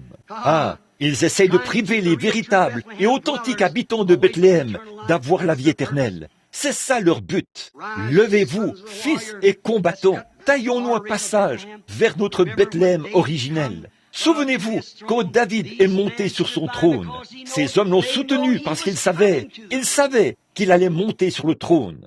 Ils savaient que David allait monter sur le trône, peu importe combien il était rejeté. C'était le pire fugitif du pays. Et c'est pareil pour la véritable parole de Dieu ce matin. Elle est étrangère aux organisations. Regardez ce qu'ils ont fait. Ça vous le montre clairement. Les gens essaient de dire, « Frère Branham, vous tapez sur l'Église. » Je tape sur ces systèmes. L'Église, c'est Jésus-Christ, pas un système. Et aujourd'hui, regardez ce qu'ils ont fait. Regardez ce qu'ils font. Vous pouvez voir ce qu'ils font. Ils essaient d'empêcher les gens de recevoir cela. Ils placent de plus en plus de garnisons autour de ce puits pour être sûrs que personne n'y boira. Mais, ô guerrier de Dieu, je crois que Jésus-Christ viendra un jour dans la gloire. Je crois qu'il viendra s'asseoir sur le trône de son père David. Bien qu'il soit rejeté, sa parole ce matin est rejetée par son propre peuple. Comme David l'était. Les organisations ont refusé sa parole. Elles ont refusé. Quand Dieu vient et confirme sa pure parole, ne me dites pas le contraire. Depuis des années, partout dans le pays, il s'éloigne de plus en plus d'elle. L'autre jour, je parlais de Jacqueline Kennedy. Combien de fois je vous ai reprise, vous les femmes, parce que vous vous coupez les cheveux, que vous vous maquillez, que vous, les femmes pentecôtistes, vous vous coupez les cheveux, alors que Dieu a dit que c'est vous faites de vous une vulgaire prostituée quand vous le faites. Et selon Dieu, votre mari n'a plus le droit de vivre avec vous. Une femme qui se coupe les cheveux déshonore son chef, qui est son mari. C'est exact. Qu'est-ce que j'en dis? Et vous me reprenez à ce sujet. J'ai des lettres. Espèce de vieux détraqués. C'est bon, ils ont traité Élie du même nom. Chaque parole de Dieu, ils l'ont traité. Chaque fois que la parole vient, ils la traitent de... L'autre jour, quelqu'un a dit, « Eh bien, nous croyons que vous êtes un prophète. » Je n'ai jamais dit ça. Je ne le dis pas. Je ne suis pas un prophète. Je ne suis que le serviteur de Dieu qui essaie de vous dire la vérité. C'est tout. Je vais vous dire une chose. La parole de Dieu appuie cela. Il a dit, les filles de Sion, la branche qui échappera en ce jour-là à toute cette contamination sera glorieuse aux yeux du Seigneur. Taillez-vous un passage, les femmes. Vous avez aussi un passage à tailler. La mondanité d'Hollywood et les cinémas et tous ces trucs de la télévision que vous essayez de prendre pour modèle, de vous habiller sexy là dans la rue. Et quelqu'un a dit, eh bien les gens veulent que vous leur enseigniez comment recevoir le Saint-Esprit. Et comment recevoir? Vous dites que vous avez le Saint-Esprit, puis vous reniez la parole? Votre vie prouve que vous ne l'avez pas. Voyez, là, je ne suis pas fâché. Je vous dis simplement la vérité. Examinez-vous et voyez. Paul a dit, si un ange du ciel enseignait autre chose, qu'il soit anathème. Galates 1:8, c'est vrai. Qu'en serait-il si Jacqueline Kennedy, elle a donné le ton aux femmes, avec toutes ces coiffures qui donnent un air d'hydrocéphale, et ces choses qu'elle porte, toutes ces robes sexy, et comme ces robes de maternité et tout ça. Toutes les femmes du pays veulent les porter. Vous, les pentecôtistes aussi, écoutez, Jacqueline Kennedy n'a jamais entendu un message comme celui-ci. Si elle l'avait entendu, elle se serait peut-être repentie depuis longtemps. Mais vous, les femmes pentecôtistes, vous l'entendez jour après jour, année après année, et vous ne faites rien à ce sujet. Alléluia! Dieu en aura assez un de ces jours. Dieu en aura assez. Eh bien, je sais que vous pensez que je suis fou. Allez-y, ça ne fait rien. C'est ce qu'ils pensaient tout au long des âges. Quand la parole, voyez, ô combattants, dégainez cette épée. Prenons position pour tout ce que cette épée représente. Allons à ce puits où se trouve une source remplie du sang des veines d'Emmanuel. Pas d'un juif, des veines d'Emmanuel. Dieu avec nous, où les pécheurs, plongés dans ce flot, sont lavés de tout péché. De Bethléem sortira un chef qui régnera sur mon peuple. Aujourd'hui, le Saint-Esprit règne sur les gens, et le Saint-Esprit est la parole, n'est-ce pas? Maintenant, pour conclure, respectueusement, il règne sur les gens. Peu importe ce que vous pensez, conformez-vous à la parole. Si vous ne le faites pas, le Saint-Esprit n'est pas là. Votre propre témoignage atteste ce que vous êtes. Peu importe ce que vous dites, vous pourriez sauter en l'air, parler en langue et courir d'un bout à l'autre de la salle et toujours avoir les cheveux coupés et faire les choses que vous faites. Cela témoigne contre vous que ce n'est pas le cas. Habitants de Bethléem, que Dieu vous bénisse. Traversons. Christ veut une vraie église. Il veut une épouse. Taillons-nous un passage. Sortez d'ici. Débarrassez-vous de ces credos, afin que ceux qui sont véritablement assoiffés puissent revenir et boire une gorgée d'eau fraîche et véritable de la Pentecôte qui a jailli autrefois de ce grand puits. Elle jaillit toujours. Ne voulez-vous pas venir aujourd'hui et croire cela de tout votre cœur, alors que nous inclinons la tête un instant? J'ai beaucoup de choses ici dont je devrais parler. Le temps ne le permet pas. Il est 11 heures maintenant. Je me demande combien de combattants ici, vous les ministres, méthodistes, baptistes, presbytériens, prêtres catholiques, quoi que vous soyez, êtes-vous convaincus? Je sais que je ne suis pas un membre du clergé. Je suis peut-être sorti du désert, avec des ceci, cela et autre chose décousus. Mais ceci est la parole. Et vous croyez qu'elle l'est. Et vous croyez qu'elle est la parole. C'est la Bethléem. Jésus a dit, l'homme ne vivra pas de pain seulement, mais de toute parole qui sort de la bouche de Dieu. Et la parole est ici, la Bible. L'homme vivra par cela, et il est cette parole. Ô combattant, vas-tu dégainer l'épée de Dieu et dire, j'en ai assez de ces traditions, je reviens à la parole, je reviens à la vérité. Femmes, hommes, femmes, n'avez-vous pas honte de vous, de votre manière d'agir? Êtes-vous prêtes ce matin, en ce Noël, à revenir et à refléter le véritable Jésus-Christ? Maintenant, avec vos têtes inclinées et tous les yeux fermés, voulez-vous lever la main pour dire, priez, frère Branham. Dans mon cœur, c'est vraiment ce que je veux faire. Je le veux, je le crois. Que Dieu vous bénisse. Oh, des ministres, des femmes, partout. À Bethléem. Bethléem. Le lieu du pain et de l'eau de Dieu. Christ, notre glorieuse Bethléem. Comment entrons-nous en lui? 1 Corinthiens 15. Par un seul esprit, nous avons tous été baptisés dans le corps mystique de Jésus-Christ. Nous nous nourrissons de sa parole et de rien d'autre, seulement de la nourriture de brebis. Cette parole, rien d'autre. Vous ne pouvez pas y ajouter de credo. Nous ne l'écouterons pas. Non, monsieur. Vous direz, eh bien, c'est comme ceci. Si la Bible dit que c'est comme ceci, c'est comme ça que nous le voulons. On ne veut pas qu'elle soit assaisonnée. Nous la voulons telle qu'elle est. Ô Dieu, notre Père, aujourd'hui, il reste encore des cœurs affamés sur la terre. Pourquoi la petite Bethléem? À ma pauvre manière de quelqu'un sans instruction, Seigneur, j'essaye d'amener ce petit groupe qui m'aime. Je sais qu'ils m'aiment, Seigneur, et je les aime. Et je les aime tellement que, Seigneur, j'ai du zèle pour eux. Je ne veux pas les voir mêlés à ces grandes choses, être retranchés quand il sera trop tard. Et voir ces pauvres âmes là-bas en prison, sachant qu'un jour, ils ont eu une occasion. Seigneur Dieu, aujourd'hui, peu importe ce que pensent ceux de la grande Jérusalem, et ce que pensent ceux de Galade, et de Ramoth en Galade, et quoi encore, de Silo, et des grands lieux d'adoration, peu importe où ils se trouvent, il y a une Bethléem. N'es-tu pas la moindre d'entre toutes celles-là? Mais de toi sortira des méthodistes, des baptistes, des presbytériens, des catholiques, de la grande capitale, et de Ramoth en Galade, où Luther a combattu, et de Silo, où peut-être Wesley a combattu, et de bien d'autres endroits. Mais Seigneur, tu as suscité un groupe pentecôtiste, et voilà qu'ils ont fait volte-face et ont fait la même chose. Jésus de Nazareth, je te prie, Seigneur, de permettre aux combattants de chacun de ces credos là-bas, de se lever en ton nom, de se tailler un passage à travers tous ces credos et de revenir à la vraie parole sans mélange, de rejeter tout fardeau qui les enveloppe si facilement, de rejeter toutes les heures inutiles qu'ils passent à essayer de faire des membres d'une organisation. Seigneur Dieu, fais qu'ils reviennent pour amener des convertis à Jésus-Christ, non pas pour glorifier une organisation ou qui que ce soit, mais Jésus-Christ, lui seul. C'est pour David que ces hommes ont combattu, c'est pour David qu'ils ont mis leur vie en danger, et ces grands combattants puissants, sans peur, se sont taillés un passage là-bas, parce que c'était son désir. C'était son désir d'avoir une gorgée d'eau de ce puits.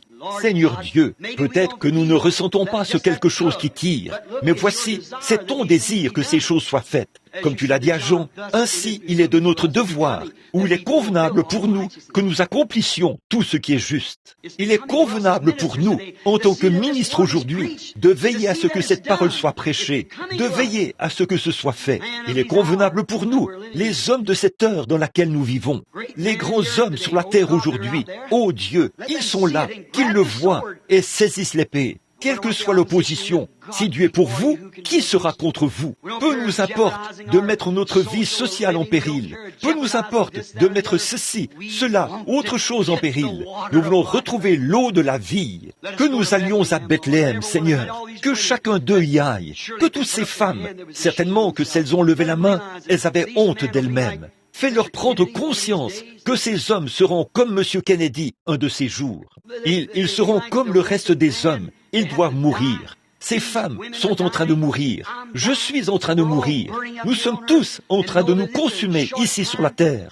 Et nous savons qu'il ne nous reste que peu de temps, que très peu de jours. Et Dieu, au lieu d'essayer de construire de grands systèmes, Seigneur, permets que les hommes et les femmes, ce matin, voient qu'il s'agit de la venue d'un roi. Ô Dieu, la venue de ce grand roi, Jésus. Et nous comprenons, Dieu, que chacun de ces hommes qui ont dégainé l'épée et ont combattu pour David alors qu'il était en fuite, quand il est arrivé au pouvoir, il leur a donné de gouverner des villes.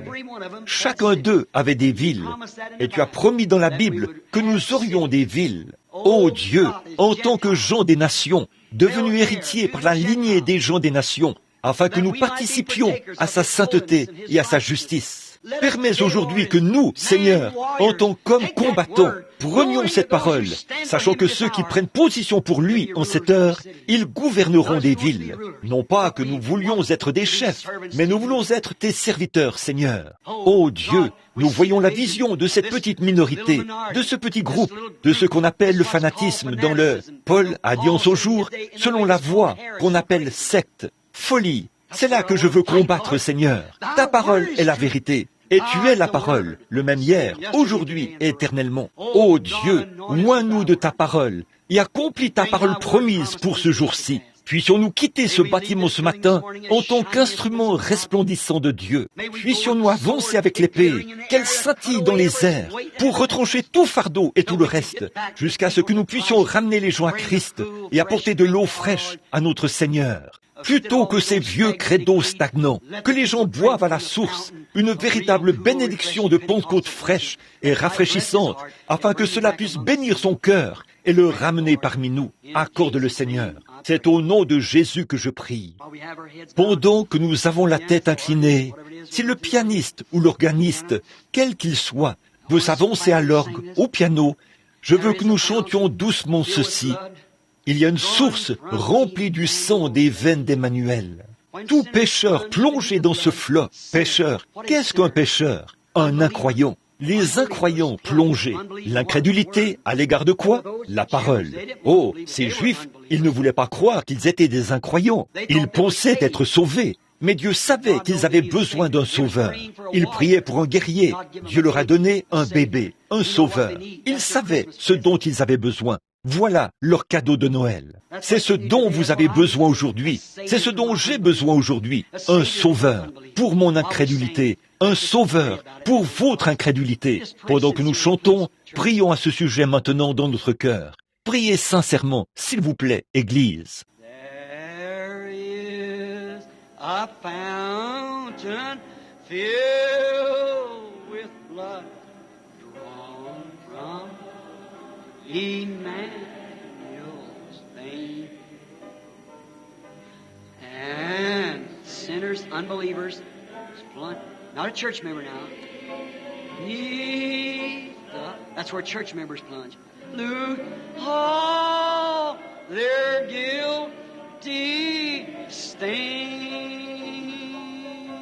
Lose all their guilty stain. Oh, lose all their guilty stain. And sinner. Seigneur Jésus, je te prie maintenant de nous recevoir. Je me place ici même avec ce groupe, Seigneur. Retire de moi toute mon incrédulité, Seigneur.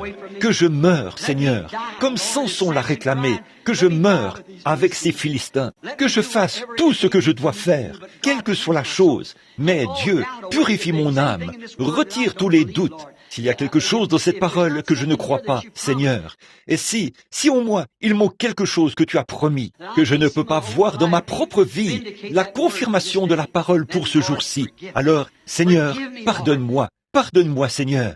Donne-moi du courage. Oh, Seigneur, j'ai besoin de courage pour retrancher cette chose, briser ce mur, car je sais que c'est ton désir. Tu l'as prononcé. Ce doit être ainsi aujourd'hui, comme il en était au jour de Sodome. Il en sera de même à l'avènement du Fils de l'homme. Nous voyons ce dernier mouvement, ce dernier signe qui était donné à l'Église.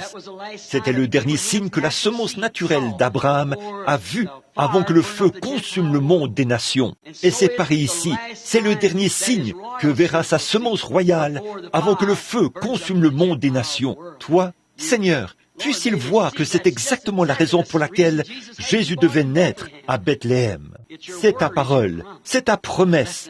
Bénis-les maintenant, Père. Je te les donne comme trophée. Et puissions-nous ensemble, Seigneur, dégainer la parole aujourd'hui et avancer au nom de Jésus. Amen. Que Dieu vous bénisse. Aimez-vous le Seigneur Jésus? Croyez-vous que c'est la vérité? Levez la main si vous croyez que c'est la vérité. Merci, mes amis. Écoutez, je pense que la bande est arrêtée. Voyez-vous, en parlant ici, je ne m'adresse pas seulement à vous. Cette bande fait le tour du monde. Et des hommes et des femmes du monde entier entendent cela. Nous voyageons d'un pays à l'autre. Et les gens, ils s'assoient là, avec des petits tubes dans leurs oreilles. Et je dis cela directement à des centaines et des centaines de personnes dans le monde entier. Et vous savez, ce n'est pas... Bon, vous les femmes, je ne veux pas vous blesser quand je vous dis ces choses. Mais si votre pasteur ne vous dit pas cela, il y a quelque chose qui cloche chez lui. Il n'a pas il n'a pas le cran de le faire. Il se cache derrière une organisation où il est comme Lot, assis là, avant que le feu descende. Il n'avait tout simplement pas la chose authentique pour prendre position là. La Bible dit ceci, les péchés de Sodome tourmentaient journalement son âme juste. Son âme savait ce qu'il en était, mais il n'avait pas le courage qu'il fallait pour s'avancer et condamner cela. Et un pasteur qui ne dit pas à une femme que c'est mal de se couper les cheveux, il y a quelque chose qui cloche avec cet homme, et de porter ses vêtements. Et vous, les hommes, vous qui laissez vos femmes faire ces choses-là, qu'est-ce qui se passe avec vous? Qu'est-ce qui se passe avec vous? Vous amenez votre femme partout dans la ville, comme une vulgaire prostituée. Puis, vous giflez un homme s'il l'insulte. C'est vous qui avez besoin d'une gifle. C'est vrai, et Dieu le fera aussi un jour. C'est vrai, il nous faut revenir à cette parole. Non seulement ça, ce n'est qu'une petite chose. Mais comment allez-vous obtenir les grandes choses si vous refusez les petites? Comment pouvez-vous apprendre l'algèbre si vous ne connaissez pas l'alphabet? Vous ne pouvez pas compter jusqu'à 10. Comment allez-vous connaître vos mathématiques? Il faut commencer par le bas. Vous essayez de commencer par le haut. Descendez ici et commencez correctement. C'est le moment de le faire maintenant, à Noël. C'était la naissance de Christ. Que Christ naisse en nous. Qu'est-ce que Christ? Christ est la parole. Combien le savent? Au commencement était la parole, et la parole était avec Dieu, et la parole était Dieu. L'autre jour, quelqu'un a dit, Frère Branham, vous, les gens savent que vous êtes misogyne. Je ne le suis pas. J'ai un amour authentique pour mes sœurs. Certains hommes vont tourner la tête et penser que vous êtes jolie, avec des yeux rouges et des yeux verts, et les cheveux coupés. Cet homme a une opinion différente de la mienne. J'aime cette âme qui est en vous, qui devra rencontrer Dieu. C'est ce que ma sœur, pour l'éternité, pas une petite chose qui représente le sexe ici sur la terre. Combien ont déjà lu le déclin, la chute de Rome? Certainement. Regardez là, c'est la même chose que nous faisons, le sex appeal. Les jeunes dans l'état où ils sont, exactement comme ce que nous avons maintenant, des problèmes raciaux, et la jeunesse qui prend le dessus. Et l'homme et le sexe. De la même manière que l'Empire romain est tombé, il y a 1800 ans, et voici de nouveau cette chose ici parmi les gens des nations. Voyez, la confusion entre les religions et ces choses. Oh, quelle heure que celle où nous vivons.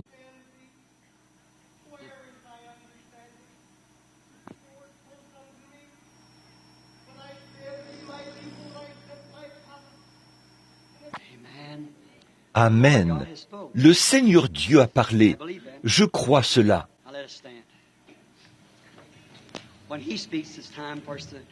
Maintenant, levons-nous. Quand il parle, c'est le moment pour nous d'avoir de la révérence. Pardon? Par la grâce de Dieu et par l'aide de Dieu, je suis plus déterminé que jamais à m'en tenir à cette parole et à faire de mon mieux, avec l'aide de Dieu, pour de nouveau tailler un passage jusqu'à Bethléem, où les habitants de Bethléem pourront boire de cette source. Combien veulent se joindre à moi? Levez la main pour dire, je promets à Dieu de le faire. Que Dieu vous bénisse. Maintenant, inclinez la tête un instant, et je crois qu'un frère ici, frère Jeffries, avance-toi ici. Il va terminer la réunion pendant que nous inclinons la tête en prière. Si vous le voulez bien, très bien, frère.